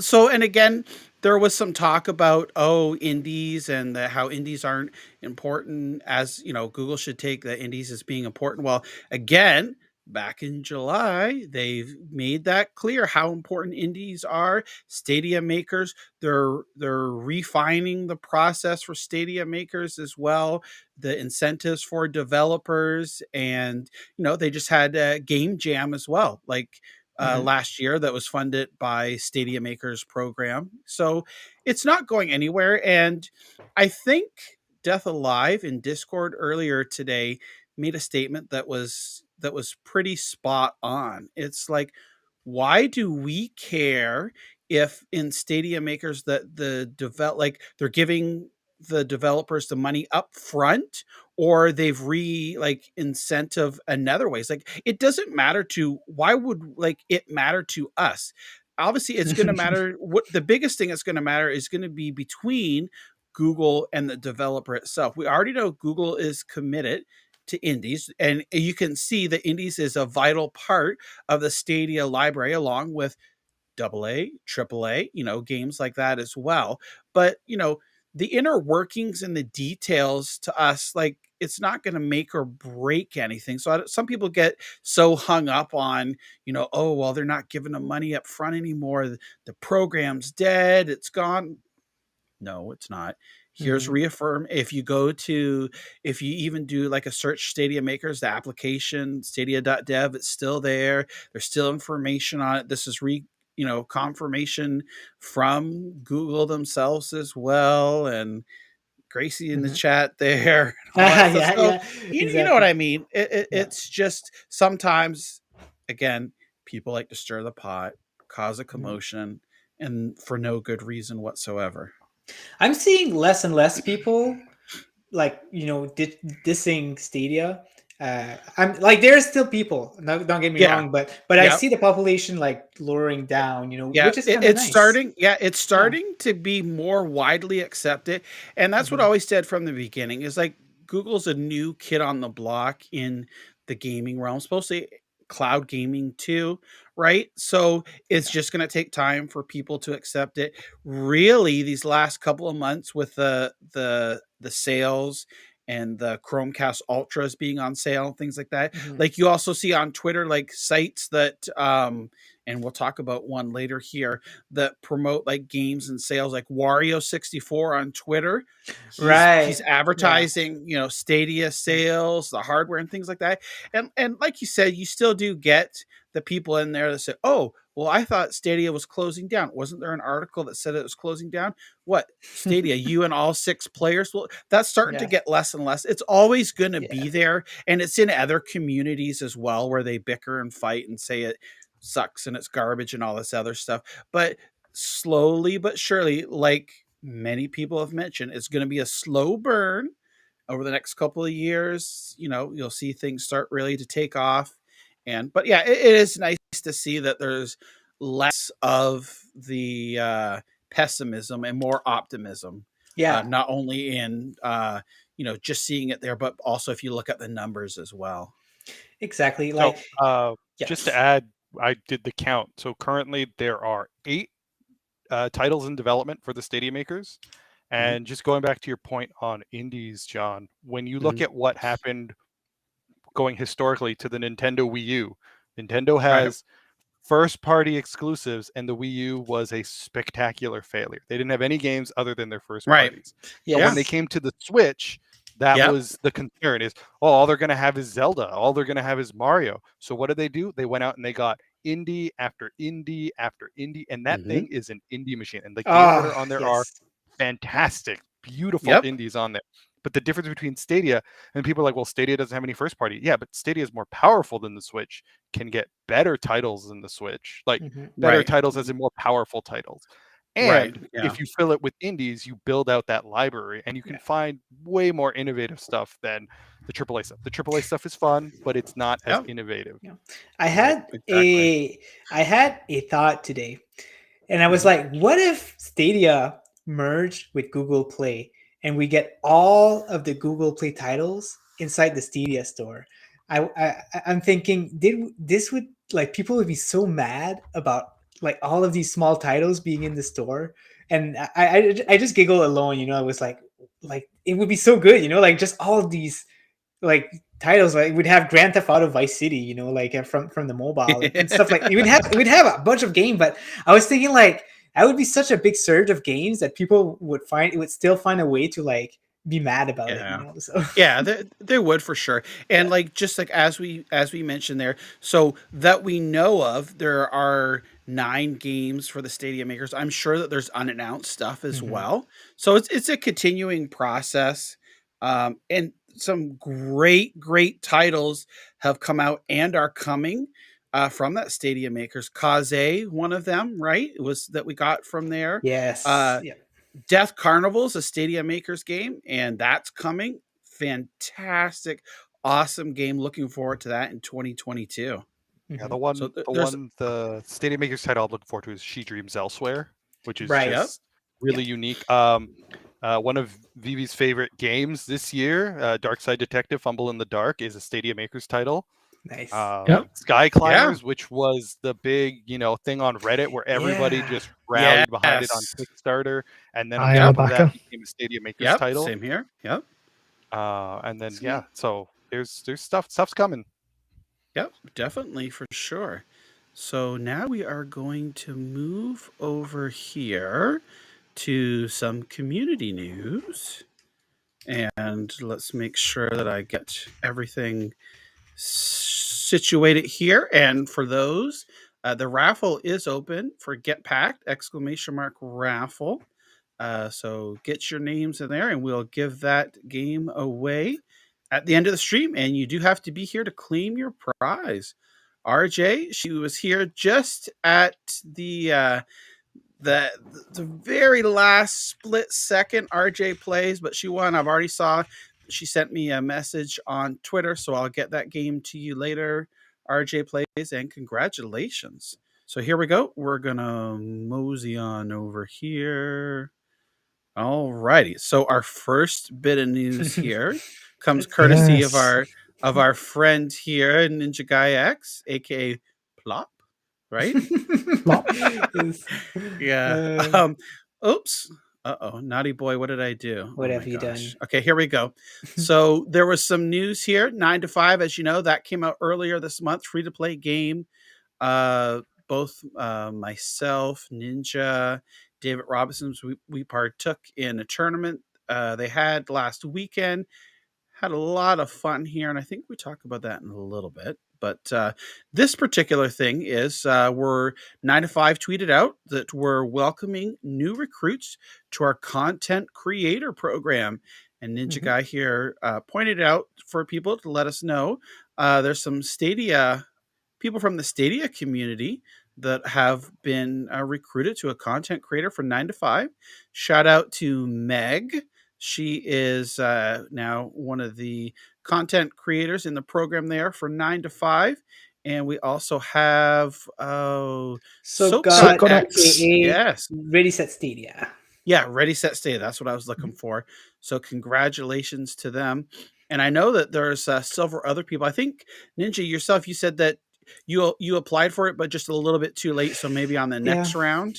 Yeah, maybe. That's spot that's missing right there. That new recruit. Yeah, right. You see that spot? Yeah, just like one spot. That's gonna be him. They're waiting for me. Yeah, him next time. Yeah, that spot right there. Yeah. So the content creator program is pretty cool. You get some accessories in the game that that nobody else have access to.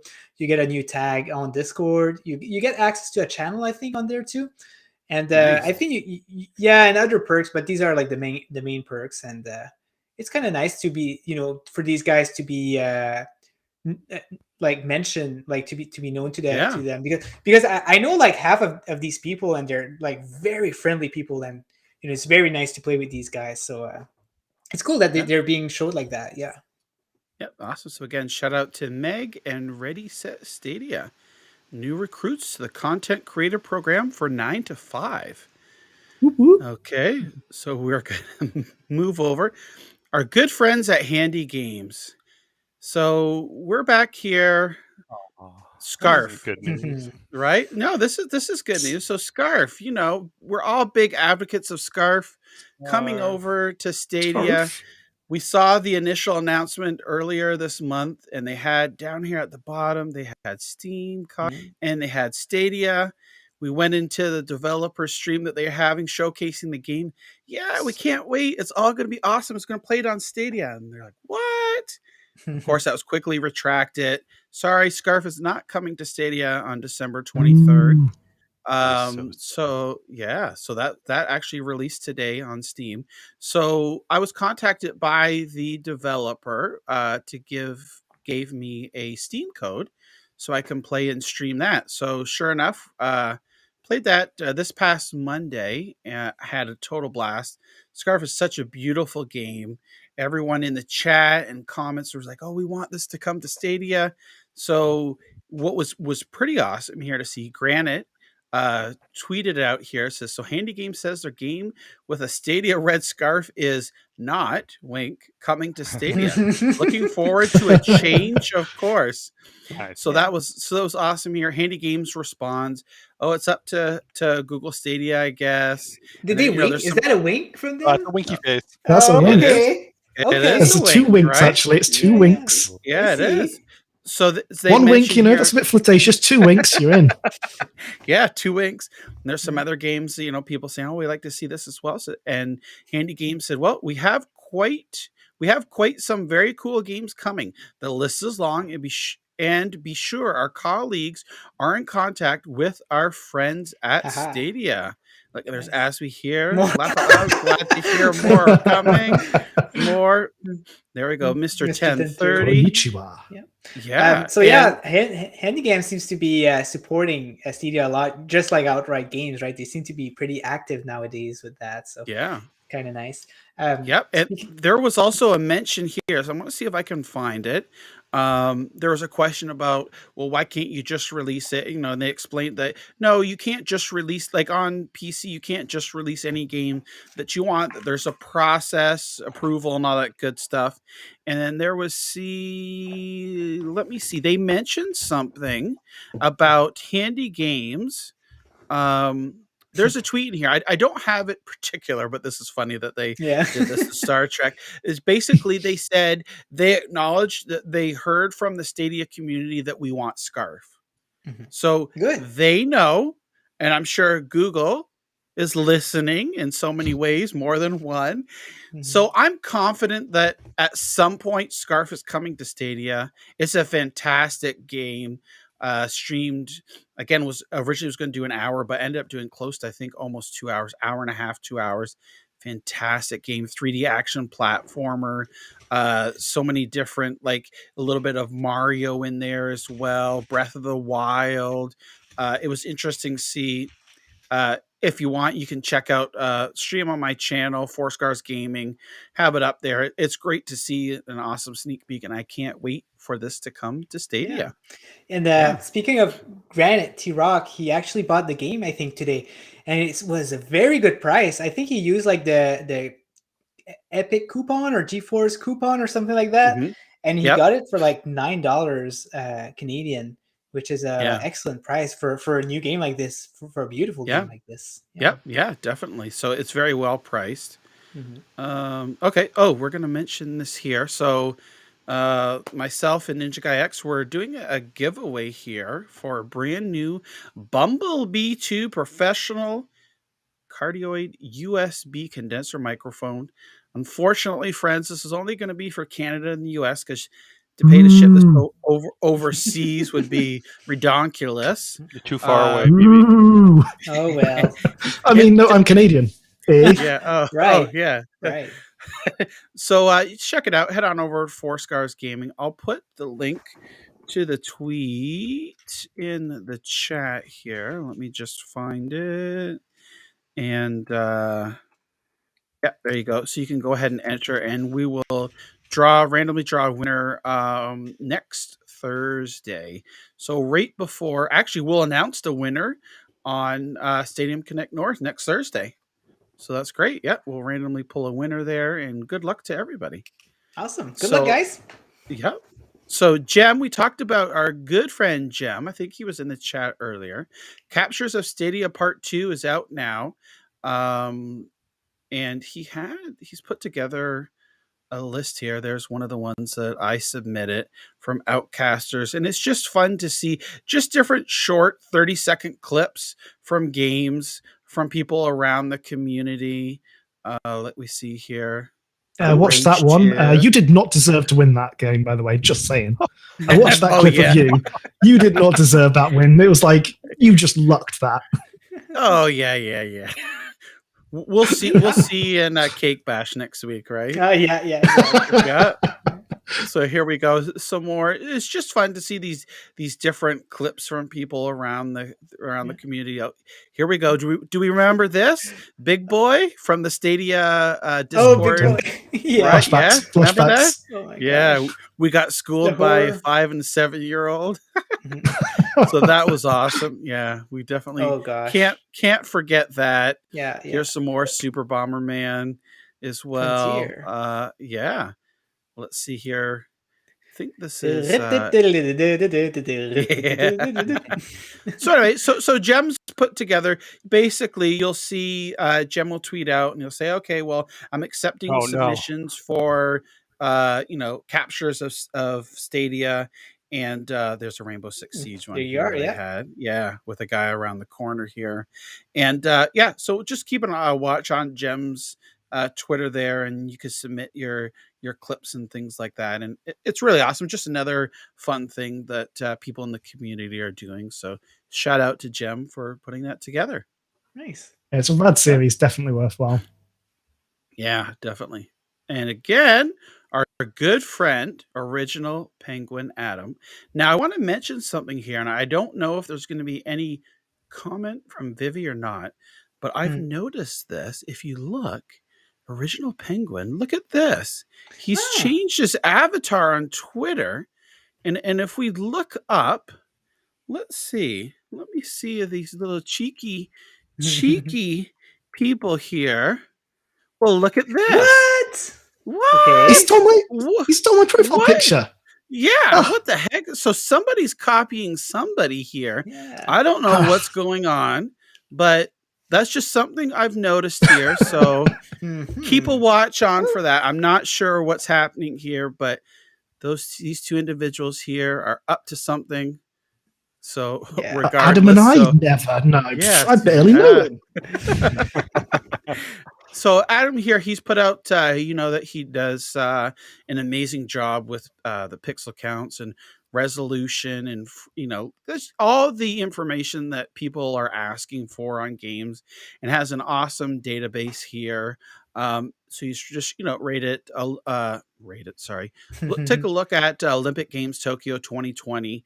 It gives you the information here, 1080p, 60 frames a second. It's got a 4K mode, HDR 5.1, and all that good stuff. So a big shout out to Adam here, because he puts a lot of time and effort into this database, and a big congratulations and thank you to him.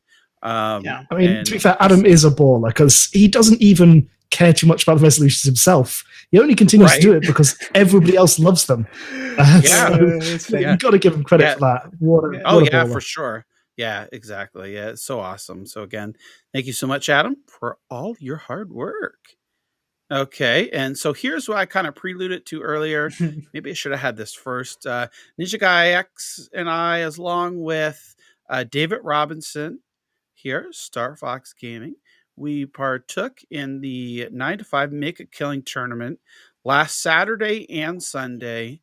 We had to play 6 games on each day, and let me tell you, there's some tough competition there. We basically got schooled on Saturday. I don't think we even won a round. We might have got a kill or two, if that. I know maybe we hit a couple of people at least. I'm confident in saying that. But Sunday, we started out good. We ended up finishing here. Let's take a look. So this is us here. We finished 11th. We got 2 rounds won, 12 points. So it was a very, very hard but fun tournament here. We learned a lot. We improved. Great communication between the 3 of us here, strategies and whatnot. Sometimes we just went, off the chain and just, went with the flow. That worked as well. But a lot of great PC and also Stadia players as well. And we almost got another round in there, I think. One time I can remember that we were so close to getting that win, but it was super fun. And exactly. congratulations to On Top. I did I think I did improve since the tournament, so I think next tournament will be. I think we'll be doing better. Nice. Yeah, I don't know if Yeah. if Gracie said this because of the points that we did, but she said by mistake. So she says that we. I don't know if it's because that I think she's saying that we got some points by mistake. So. I think that's a fair judgment. Yeah, it must and be so because then- you didn't accept me in your team. I'm just saying. Yeah. We're pro players. Yeah. What is she talking about? we were doing the stream sniping, right? We had a team of people watching the other streams. Yeah. Man, if it wasn't for that, man, we could do this all day. Come on. Yeah. So Ninja here, I didn't remember this, but good thing you have this in your tweet. We managed to beat Team 6 Coins Yes. twice, which was pretty exciting. It was. They were PC players, and good game to the only other Stadia team, which was Team Fatal 5. So it was fun. Mr. 1030. So how did you fare against Team Fatal 5? Did you beat them or not? Oh, the thing we didn't is even that play them. Yeah, so Yeah. we get into public matchmaking and we play against whoever's on, right? And the thing is that we pretty much only played with players in the tournament because they were all active during that time.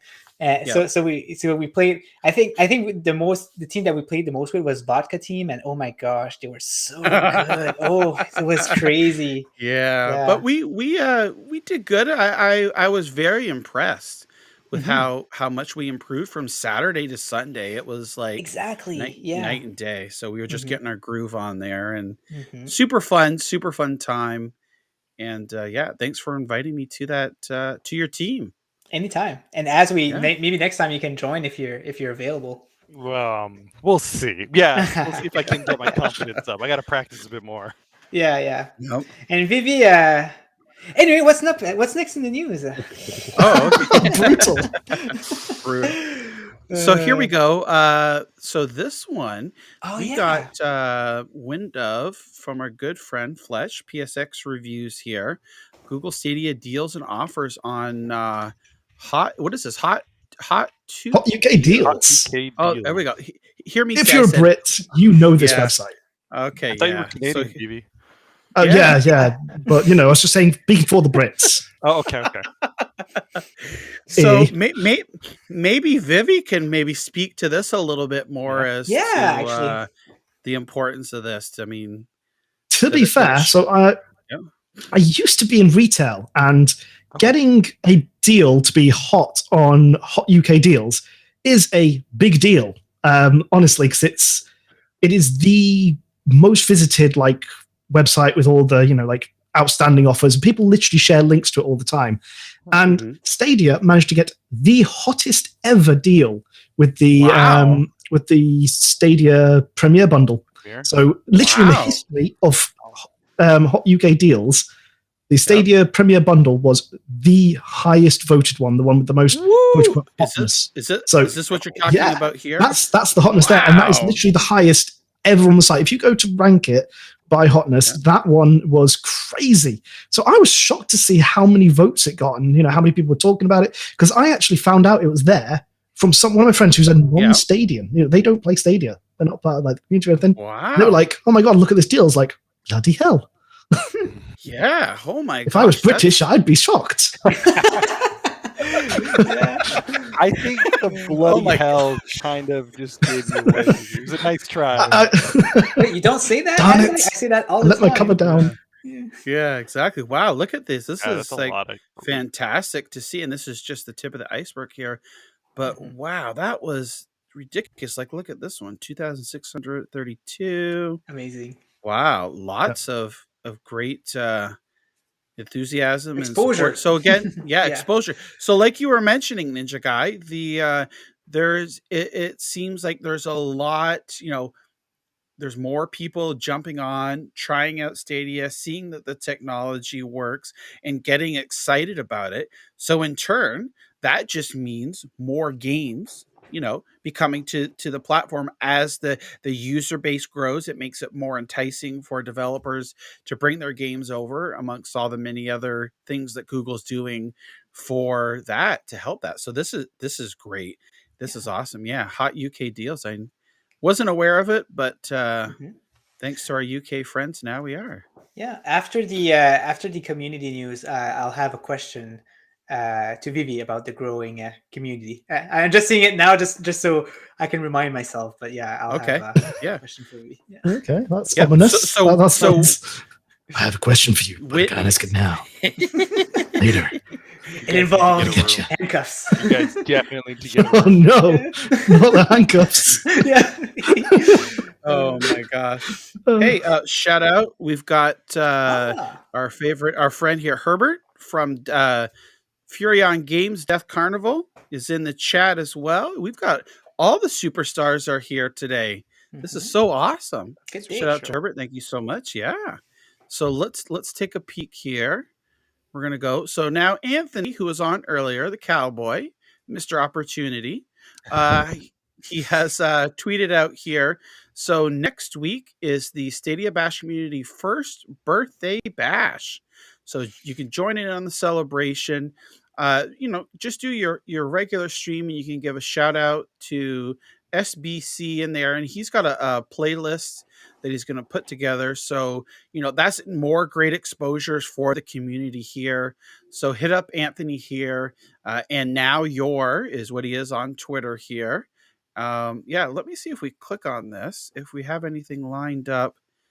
Oh, it doesn't look for it yet. So first birthday bash. I don't know what it says here. Feed Ice B of Death Card. Oh, so maybe Herbert. Yeah, he's going to be talking with Herbert here. Yeah, special guest. Here we go. Yeah, Herbert came right in on the great timing here. Good timing. It's almost like we had this planned. Yeah. Yeah, exactly. Definitely did. So I also want to mention too is that I've seen an uptake in the enthusiasm, the interest. Let's take this back here, and also keenness from the Stadia community on Death Carnival. Here, I see a lot of interaction with Twitter and on Discord and in Reddit as well. So it's great to see people are genuinely excited for Death Carnival. So I totally can't wait, for that to come out here. Awesome. Exactly. Yeah. So I told Anthony, so he's going to have Herbert on his channel, and I told him to challenge him, give him the hardest question you can ever do, because that's what we tried on your interview, and he's just said yes to everything, which I'm still pretty amazed about. So here we go. Metal Wolf here. Death Carnival tickles my Smash TV nostalgia bone. And that's, Herbert will tell you, he'll straight up here that was, a game that the team has played. They take all these inspirations from different games that they've played over the years, and of course their own original ideas, and put it all together in a game that is something that they would like to see made and played. And, Herbert is just like many other developers. They've poured their heart and soul into this game, and they continually make changes to it. And every time I see a build of the game, it's better than before. So really, really excited for that to drop sometime in 2022. So make sure you head over deathcarnival.com. Yep. And still a beta check it out. For it? Yeah, you can join the mailing list there. Let me see here. Deathcarnival.com. Yeah, just head on over to deathcarnival.com, and you'll see sign up for exclusives, and part of it open beta, contests, exclusive art, and there's also links to the top there: Discord, Twitter, Facebook, press kit. It's great. It is. Are they going to have your face as a sticker you can put on the car? I'd love that. Just like a John face. No, but I might get a Death Carnival tattoo. Oh, look at that. Hey, if you get the Death Carnival tattoo, I definitely think they should put you in, your face or something on one of the cars or something like that. Just so you can drive around and just have John's face right there. Yeah, exactly. No, I was just joking on that. But definitely. It's great. And Herbert's awesome. The whole team is. So really excited for that. Oh, here we go. Oh, Vivi. Someone's going to get Metal Wolf here is going to get a tattoo. Metal Wolf's not going to get a tattoo. If Metal Wolf gets a tattoo of me, I'll eat my hat. Yeah. Oh my gosh! I think we're getting some juicy news here from Herbert. I think again. Let's see. Ooh, This is super exclusive. We've just decided to add an additional game mode that's basically Team Freeze Tag. Oh my god, that sounds awesome. I mean, that's what I said. That sounds Every rad. time I talk with Herbert here, he's always has some awesome new news about the game. And I tell him, I'm like, every time I talk to you, like the game gets better and better and better. It's like, holy crap. So fantastic. To be honest, that's pretty cool. Like, I've never played a game with like a freeze tag mode in it. Like, you played it all when you were a kid. Right, yeah. So, yeah, nostalgia. Yeah, awesome. Awesome. For sure. Yep, cool. So I think... Can you add a what's the time, Mr. Wolf mode? Oh, yeah, that would be... Yep, it's 12 o'clock. They call it the red light, green light. You could do a promotion with Squid Game. There you go, right? Yeah. Yeah. Oh my gosh, that is so awesome. So I guess now what we'll do is, since we finished the community news, is I think Ninja, you had a couple of questions for Vivi or something? Yeah, it's a question for Vivi, and I think it can open up the chat at the same time, so people can talk about it. We'll look at the chat if you guys want to, bring your decision on it. I thought it was a good subject. So Vivi, since it's been, we've been seeing a lot of growth because of the controller special and things like that. I'm just wondering, like, I don't keep track of Reddit, so I'm just wondering, like, how Reddit has been lately, like compared to before, and is it still growing pretty much? I just like to have like a small, like, resume of what's happening with Reddit, just because I'm not too familiar, and I'm very curious. So Reddit's a fickle beast, shall we say. It has peaks and troughs, and to be honest, when the deal was coming out, that was a big peak for Reddit. The numbers are steadily growing. I'm not going to go into too much detail on that. I don't know how much I'm allowed to spill the beans, but I do get all the numbers. And being an analyst myself, I do peek at them quite regularly. But we've seen pretty good growth in the community. We've seen a lot of positivity, especially recently. I think in the last few months, I think there was a rules change that we put in. So we put an anti-trolling rule, which I think had a huge positive impact, and we've seen a lot of positivity there. The 12 days, not done so well. I think for existing users, it hasn't been so great for them. But I think it's not designed for. I think it's more designed for the new users. So we did see a little bit of backlash on that one. But other than that, we've seen quite a bit of positivity with the new games being released, people talking about new features. And you know what? One of the things that it didn't exactly surprise me, so I'll take back what I'm about to say a little bit. But we got so much positivity on Grace's leaving message. There wasn't any, the sentiment wasn't around, somebody else leaving Stadia, someone else, is, fleeing the sinking ship and all that. No, we got loads of people just saying, you've been doing a great job. We're going to miss you. Congratulations. Because it is a huge promotion for Grace. And just the Reddit community really got behind that. When you really boil it down, there are a few bad eggs within the Reddit community. But by and large, it's a fantastic group of really wholesome people. And if you dig into it, and you look, because I read every post. I don't go into the detail and read every comment, but every post I look at because, I follow the new feed. And the people on Reddit, they get a bad rap because they're a really good group of people for the most part. And, that's one of the reasons that I volunteered to be a mod and I applied for it, because I think there are great people there. And, you do see it in a lot of the comments, a lot of the, the reactions and the posts. It's just people really excited about the platform. That's awesome to hear. Yeah. It's fantastic. Wow.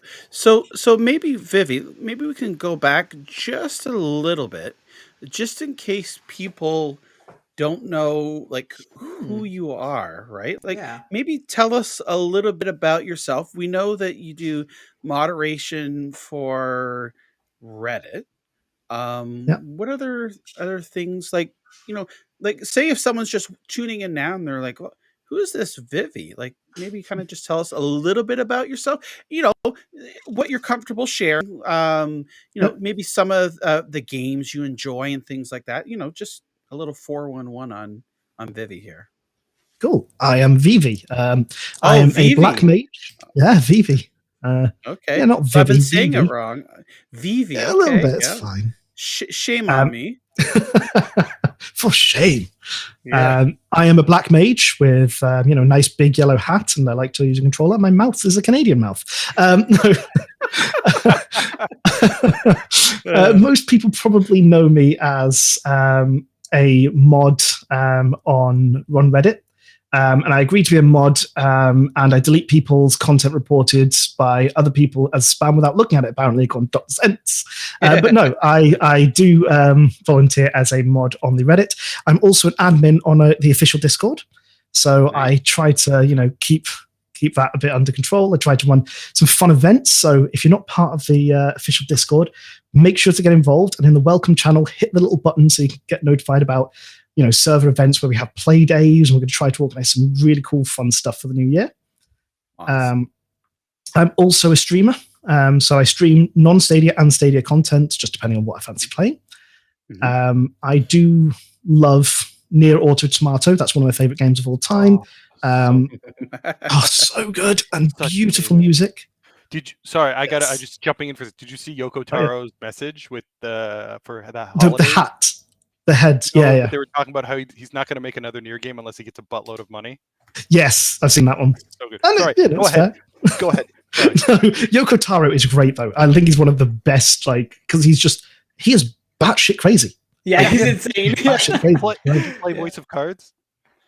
No, I haven't. No, you haven't played Voice of Cards? Is the other game he did? I'm out. He did that. Wow. I'm stealing the spotlight. Go, Vivi, tell more. Voice of Cards. 1 second. I'm going to have to Google that. I'll Google that in a second. We'll talk later. Hollow Knight is my jam. Bloody love that game. Little Nightmares, obviously, as you can tell. I used to be a Dota addict. I am a recovered Dota addict. I've been clean for a good few months. Oh my spent god! More than I care to admit in that game. So yeah, generally an all-round gamer. I love loads of different types of games. I like chatting. I like going for walks on a warm summer's day. Handcuffs. You like handcuffs? Yeah, handcuffs. Oh yeah, definitely. Only when it's from Plop. Oh my gosh! Yes. That's fair. Yeah. Oh god. And in my everyday life, I am in data and analytics. So I do have a heavy data background. So yeah, I'm like, what? You're an athletic? I was like, okay. Athletic, yeah. I'm a sports major. No, no, completely the opposite. I'm a numbers dude. Massive nerd who looks at numbers and helps make decisions. So yeah, that's me. In a nutshell. Awesome. Great. That is great to learn a little bit about yourself, and you do a lot of stuff for the Stadia community, and it's awesome, and you get to work with a lot of great people as well. So how many, if I can ask here, maybe just for people watching, how many people are on the Reddit mod team? So we've got we have, oh god, I'm gonna have to count them now. So okay, 1, 2, 3, 4, 5, 6. So it depends whether you count Chris and Grace, but excluding those two, because they don't actually moderate. So 1, 2, 3, 4, 5, 6, 7 of us. 7. Wow. Okay. Jem is one of them, right? Jem is one of our moderators, yeah. So it is. I'll give them all a shout out. Why not? Because they're all awesome people. Sure. We've got Tiz. Tiz is also a member of the Discord team. We have Jerelux. We have Jero's great, by the way. If you never interact with them, such a badass. We have Root, who is one of our newer additions. Great guy. We have obviously Jem, who, if you haven't heard of Jem, then I'm sorry, but what the hell are you doing in the community? No offense. We have this guy called Adam, Original Penguin. I don't know him too well. I heard he likes to farm or something like that. Yeah, farming, and fly planes or something.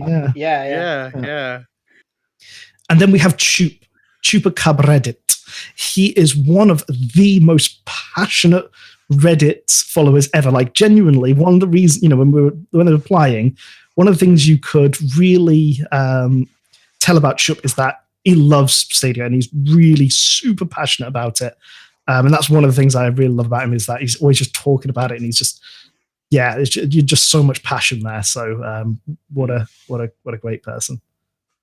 That's awesome. And yes, Vivi's official surname is Ornitier. That is correct. Oh, that's a good French accent there. Yeah. Oui, here we go. Yeah.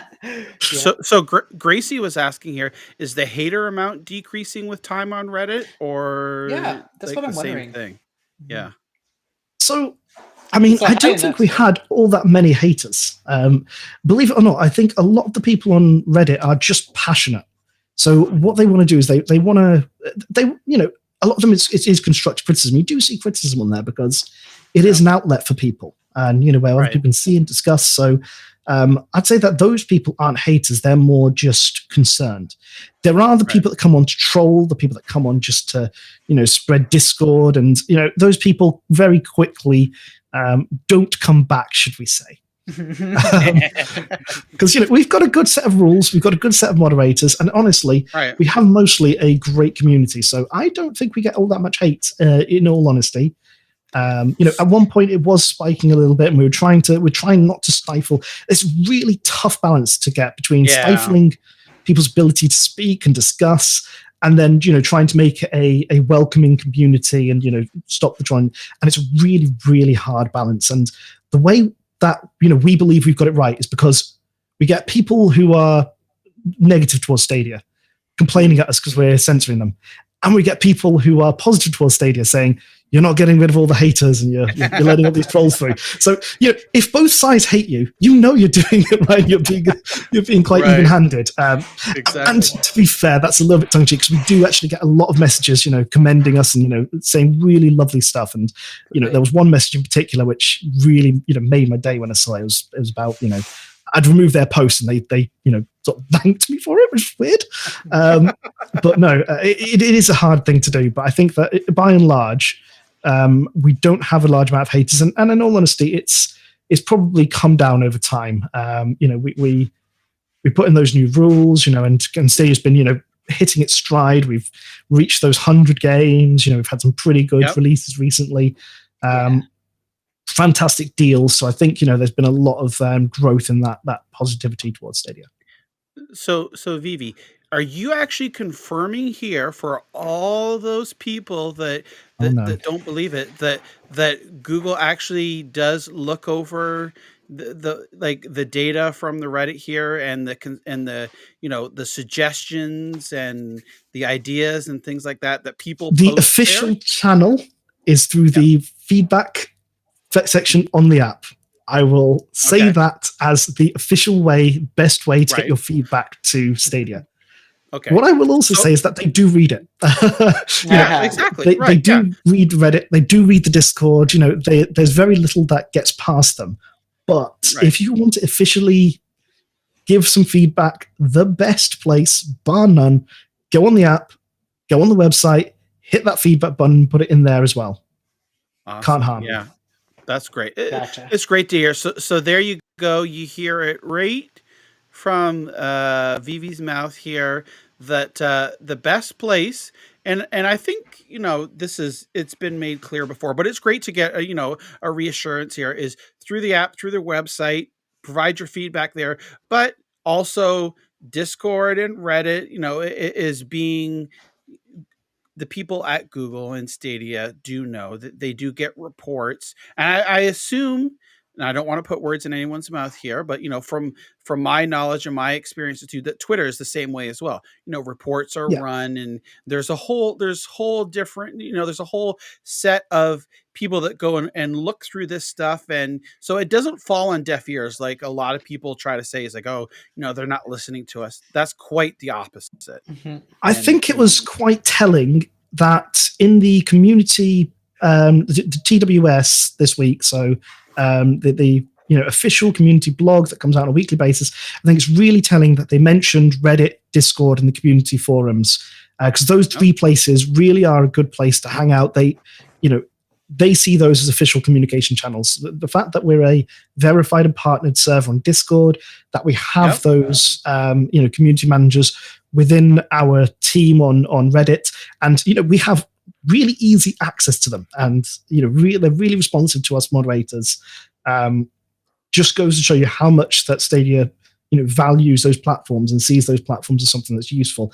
And look at other services that don't have official members of their community teams embedded within those community run forums or areas. It really shows that they put a lot of stock into it. So whilst if you do want to put some official feedback, the feedback hub's the way to go. I can tell you for a fact, that things that come up in Reddit do get discussed, and us as the moderation team, if we see something that's a problem or needs to be flagged, we can reach out to the community team, and they're really responsive to us as well. So it's something where I'd say definitely keep posting in all the places you're posting, and don't worry, it's not being ignored, but it's not if you really want to say I think this feature should be added, that goes to the thing. Yeah, awesome. Well, so there you go. So there's, without a shadow of a doubt here, we saw it in the chat as well. Vivi mentioned it here. It's not falling on deaf ears. So if you have a genuine concern or want to make a comment or share love, doing it in a respectful manner. So if you have something that, there's something that you dislike or you want to see change, providing that feedback through the app, or if you also want to post in the Discord and Reddit, on Twitter, but doing it in a respectful and mindful way, is the key. Don't just say, oh well, Stadia sucks because I hate the games. Say, oh well, I would like to see games from so and so, this developer, or here's some ideas. And I know there are weekly threads on Reddit that shout out for content creators, games that you would like to see coming to the platform, and things like that. So again, their Stadia, Google is listening to it, so keep it up, and just as I say here, be mindful and respectful of how you share your concern or dismay for certain things, and that way, if you think about it, like if you're going in to your boss and your boss has a problem with you, if he sits down and says, John, you're doing great, I like this stuff about you, but here are a few things that we can work on, that's going to be in a respectful way. Whereas comes at, John, you suck, I hate this, you're always late, you never do your work, you're a piece of crap. Now, what are you going to do to fix it? Right? I mean, really, it's all about how you present yourself in that respectful way. So just please, people, keep that in mind, and that goes a long way. It's called a shit sandwich. You get a bread of a compliment. You say, oh, this is a good thing. Then you give them the shit, which is the filling. You need to do this better. You're crap at this. And then you give them another piece of bread where, you say, oh, it's, but you do this well, at least. Called a shit sandwich. Right. It's the best way to give feedback. So here we go. So Gracie's saying, okay, but I want a Stadia controller. Use your Google contacts, Vivi, and make it happen. That would be awesome. Yes. Gracie is invented Stadia there. Love Stadia t-shirt, plush, the controller. Pillow. Wouldn't that be awesome? Yeah. So, give me all that Stadia merch. I'd be all over that. Oh man, yes, we need merch. I'll go on the feedback after this show and put that. Yes. A lot of feedback. Everybody in chat, go on the feedback app and no, let's not say that. We're not gonna. I'm not gonna get in trouble for that. Don't do it. I'm not gonna finish that sentence. Vivi says. No. We're gonna feedback bomb the. Yeah. Oh my gosh. I mean, I do think what Vivi does want is some Stadia branded handcuffs. Oh, yes. Can you imagine? Oh god. Oh my god. Hey, if they make those, I am buying a set. I'm just saying. Anything, yeah. Just do it. Make it happen. Just for when Plop comes to visit me. Yeah. With a police hat there, like.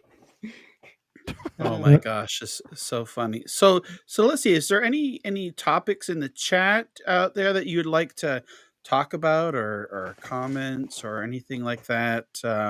Feel free, let us know, put it out there.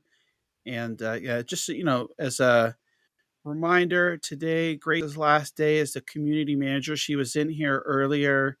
Everyone was just, spreading the love and conveying to her all the, gratitude for everything that she's done and wishing her well on her next venture here, still within Alphabet. And, as she mentioned, she's not, she'll still be around on Twitter and things like that, but just not in the community manager capacity. And we're going to get to know Chris a lot better these next, coming months here. And be careful what you wish for. I'm joking. Yeah, for sure. So that's awesome to see here. So random question. Do you play? Oh, here we go. So here's Gracie here. Random question for all. Do you play with controller or mouse and keyboard? Mm-hmm. So I'll just start out here. So we'll go with me and we'll move our way over. For myself, I play with controller. I can't think of a game that I know. Would you play 1,000 Days with a controller also? Yeah, I played it with a controller. Yep, I played it with controller and perfectly fine for me. First person games I play with controller as well. I know there's always that controversy over mouse and keyboard controller, but I'm a controller type of guy. So, but I don't knock those that like to use keyboard and mouse. So to each their own. But for me, I would say 99.9% of the time I'm controller. So we'll go with Ninja here next. Oh, sure. Okay. So I prefer controller, definitely. Mhm. Like I love it. I've been playing with a controller. I'm a console person, right? But the thing is, I'm also a very competitive person. So if I'm gonna play a competitive game, which and it shows that mouse and keyboard has better play for people, then there's no doubt in my mind I'm going to be stubborn. I'm going to be like I need to learn the controller, the mouse and keyboard way to do it, and I really suck at it at first, and then I improve. But that's how I am. So mostly controller. The only game I've played with mouse and keyboard so far are 9 to 5, Rainbow Six Siege, and I think there's another one. I think I'd rather play Into the Breach with a mouse and keyboard because I feel like it plays a little bit better. But Transformers Battleground is the same, but I prefer it on a controller. So it depends on the game for sure, but mostly controller. Yeah. Well, I know, I could say Humankind. I can see that it would be better with a mouse and keyboard, just because going through the interfaces and things like that. So again, like I said, for me, 99.9% of the time it's a controller. But let's move on. We'll go down to Vivi here.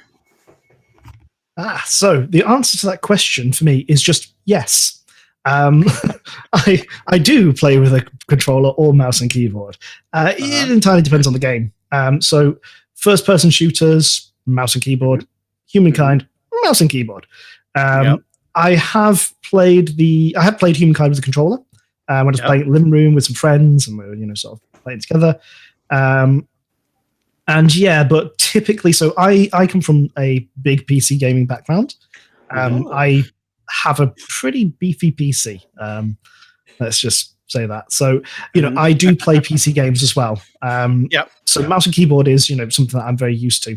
When it comes to stuff like Assassin's Creed or any of those, third-person roaming action games, that's a controller every day for me. I could not play that on a mouse and keyboard. So it depends on the style of game.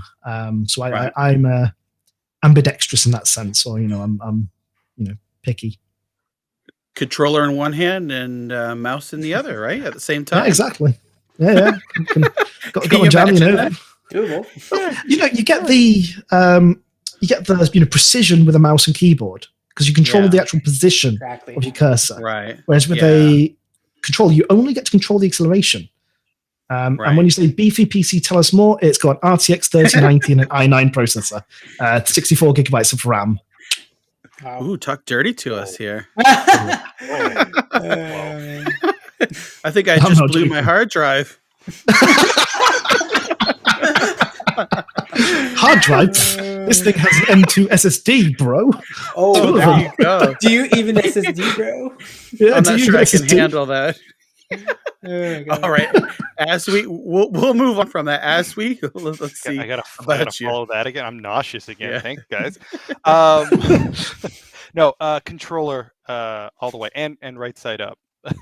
Oh yes. Oh yeah, right. Yeah. Yep. No, it Right is always side been a up? controller. Oh Yeah. yeah. So as mention as for those that aren't familiar with your if you were to hand special me talent. if you were to hand me an NES controller or a Super NES controller, I play better with it upside down. So when I was a kid, nobody really corrected me when I started playing.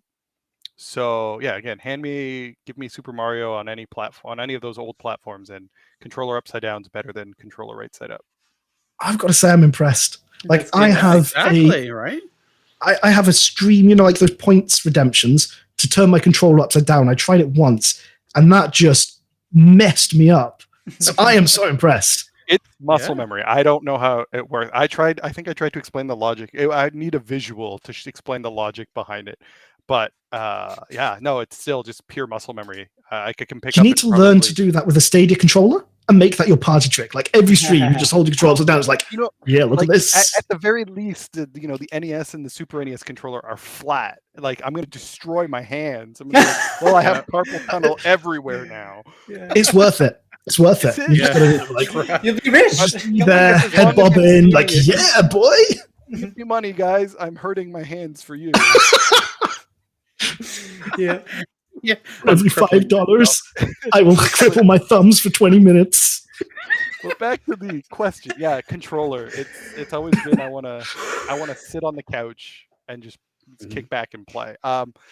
Humankind and 100 Days, it is a little more cumbersome, but because they're turn-based, you can just take your time making those decisions. I think an RTS might be a little more difficult, but we don't have an RTS yet on Stadia, so I'd be curious to try something like that.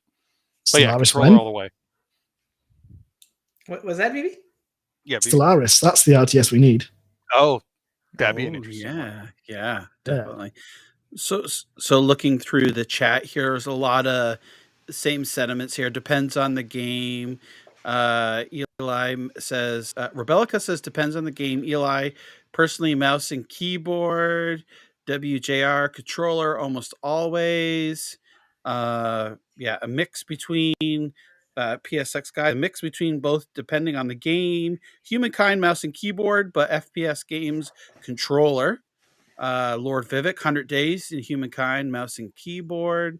So yeah, so there's a lot of a mix between that. And I also think too, like the game with the way it's developed with their intention in mind. So if they set out to make the game that's primary mouse and keyboard, obviously that's going to be the better way for it as well. So it's interesting. Granted as well here, mouse and keyboard for FPS, controller for platformers and racing games. Yeah. Yep. So a lot of different opinions here, and it's great to hear. Everyone plays games their own ways, and it's awesome. Awesome to hear that. Yep. Gracie's a PC gamer, mouse and keyboard all the way. Oh, there we go. It is the way. Yeah. This is the way. Then Daniel says 70-30 controller. These days, all controller. It is also more accessible, so you can just jump on your couch, and just turn on your controller, and that's it. You don't need to sit on a desk and get your mouse and keyboard. And not to diss that, but I'm just saying that it's more accessible.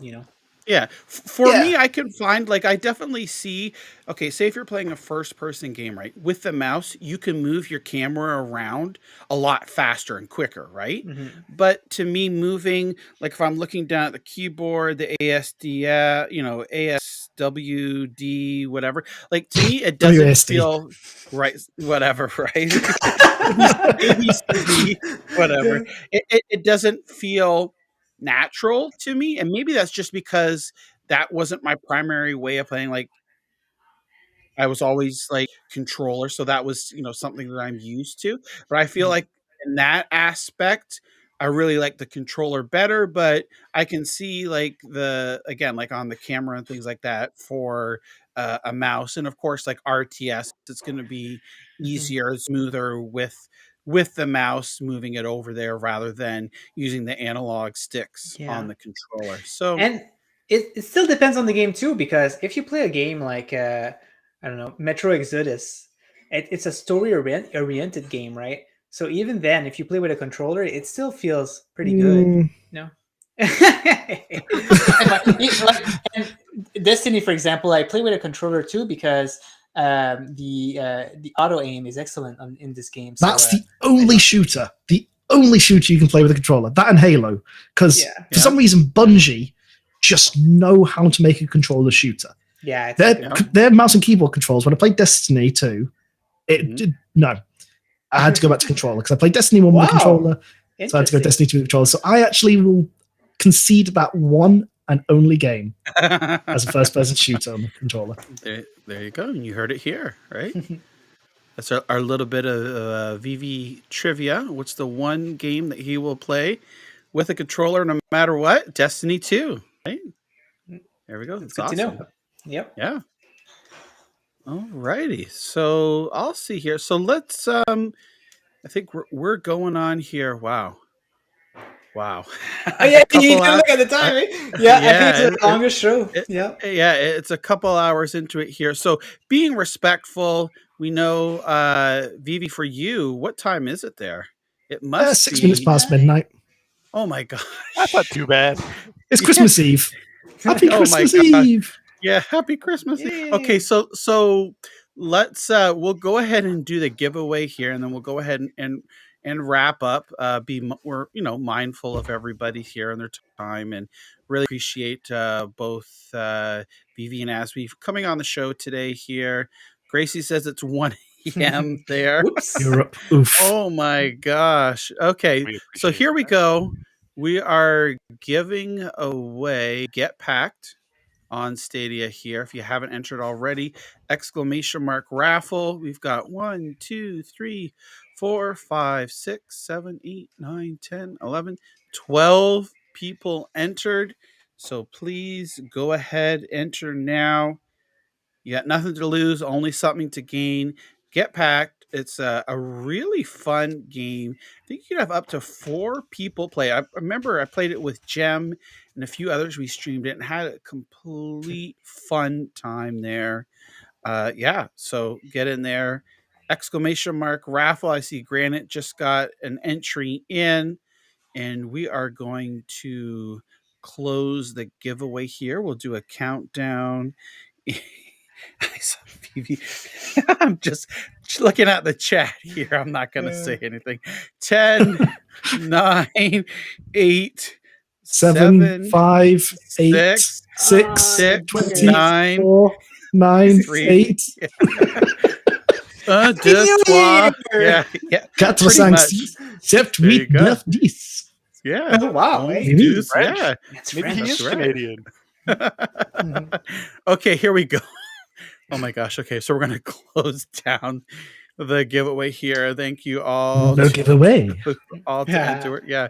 The winner is PSX Guys Reviews Fletch. What? Congratulations. Congrats, Fletch. She just needs you to speak up here. Fletch has a new baby. We talked about that a couple of weeks ago in the community. Oh, congratulations. Yeah, congratulations, Fletch. I wonder, maybe Fletch is asleep too. Oh, he's here? Yeah, there he is. Too long ago. Yeah, there you go. Yeah, if he won something. There you go. Congratulations. You know how to get a hold of me. Discord, Twitter, all that fun jazz, right? Herbert says hacks. Saw that. Yeah. Oh, Herbert. Well, maybe. So this will bring up, and then we'll segue into the end there. Herbert, on the Death Carnival Discord, they have a fun little game that you can play on there. I'm going to it's the Death Carnival mini game, and it's a text-based adventure, right? So you can go in there and you can go. Adam's in there too, Original Penguin. So talk to Adam. He'll tell you how. Yes, yeah, pretty much. So you go in there. You can fight others. You can go against beasts. You've got gifts to give away. And it's just this awesome little thing. You can team up and do raids with other people. There's digs. There's items to collect, bosses. it's fun. So definitely head on over deathcarnival.com. You'll get the link for the Death Carnival Discord. Plus, you'll also be on the know, like one of the first people to know about new news as well from Death Carnival, Herbert and Furion Games. So I want to mention. Yeah, I want to mention here, just to reiterate, on Monday, December 27th, it's going to be around noon. I'm going to pinpoint the time. It's probably going to be, I'll say maybe 12:15 Eastern. I'll tweet it out, I'll get it scheduled and make it available so that everyone knows the exact time. But on Monday, December 27th, we'll be talking to, on a special episode of Stadium Connect North, episode 11, Thomas Wilson, the co-founder and creative director of Bad Dreams Games, the company behind One Hand Clapping, and also the co-founder and game designer Zach will both be on the show. We're going to be talking to them, talking about One Hand Clapping. We're going to be taking questions from the chat as well. It's just going to be great, and hopefully after the holidays there, you all can join us. And then later on next week, we'll have our big holiday bash here. We'll have a Gâteau Royale. See how Vivi here, see if he can come away with the undisputed champion of Cake Bash and some other fun, great games. So I'll be on the lookout for that as well. So yeah, so I think other than that, Ninja, do you have anything else that is coming up? I guess in the next couple of days or next week, or you're planning anything in particular? You're muted, Ninja.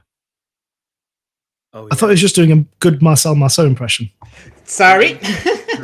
So I'm planning on going on a break just for streaming and stuff, just because I'm going on vacation, right? I might stream here and there, but I won't have any schedule. So that's all I'm going to say for that. I'm not going to be around much during my Christmas vacations. Just relaxing, well-deserved and break. enjoying it. Yes. Thank you so much. Yeah, I appreciate you saying that. Yeah, Vivi, do you have any plans in particular? Any streams or anything you'll be doing over the next week or so? I am currently on hiatus, so I might try to stick something in between New Year and Christmas and New Year. But back in the New Year, I'll be streaming as normal on a Friday, and maybe keep an eye on Twitter, for some more stuff. Possibly in the New Year.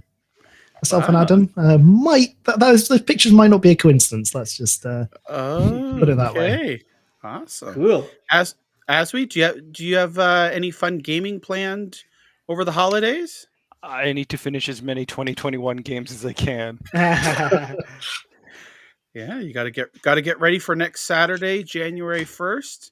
All those pro games, deliciously delectable pro games. Yes. And as a reminder too, don't forget vote for your favorite Stadia games here.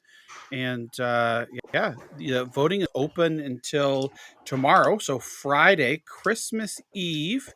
Get your votes in there and make your voice heard in the show. Clive is going to be streaming that on New Year's, 8 p.m. UK time. If you already aren't following Clive, check Clive out here. And I think that's going to wrap it up for us here. I hope everyone has a fantastic holiday, and we'll be back again soon. Yeah, have a good one, guys, and see you next time. Happy holidays. Happy holidays.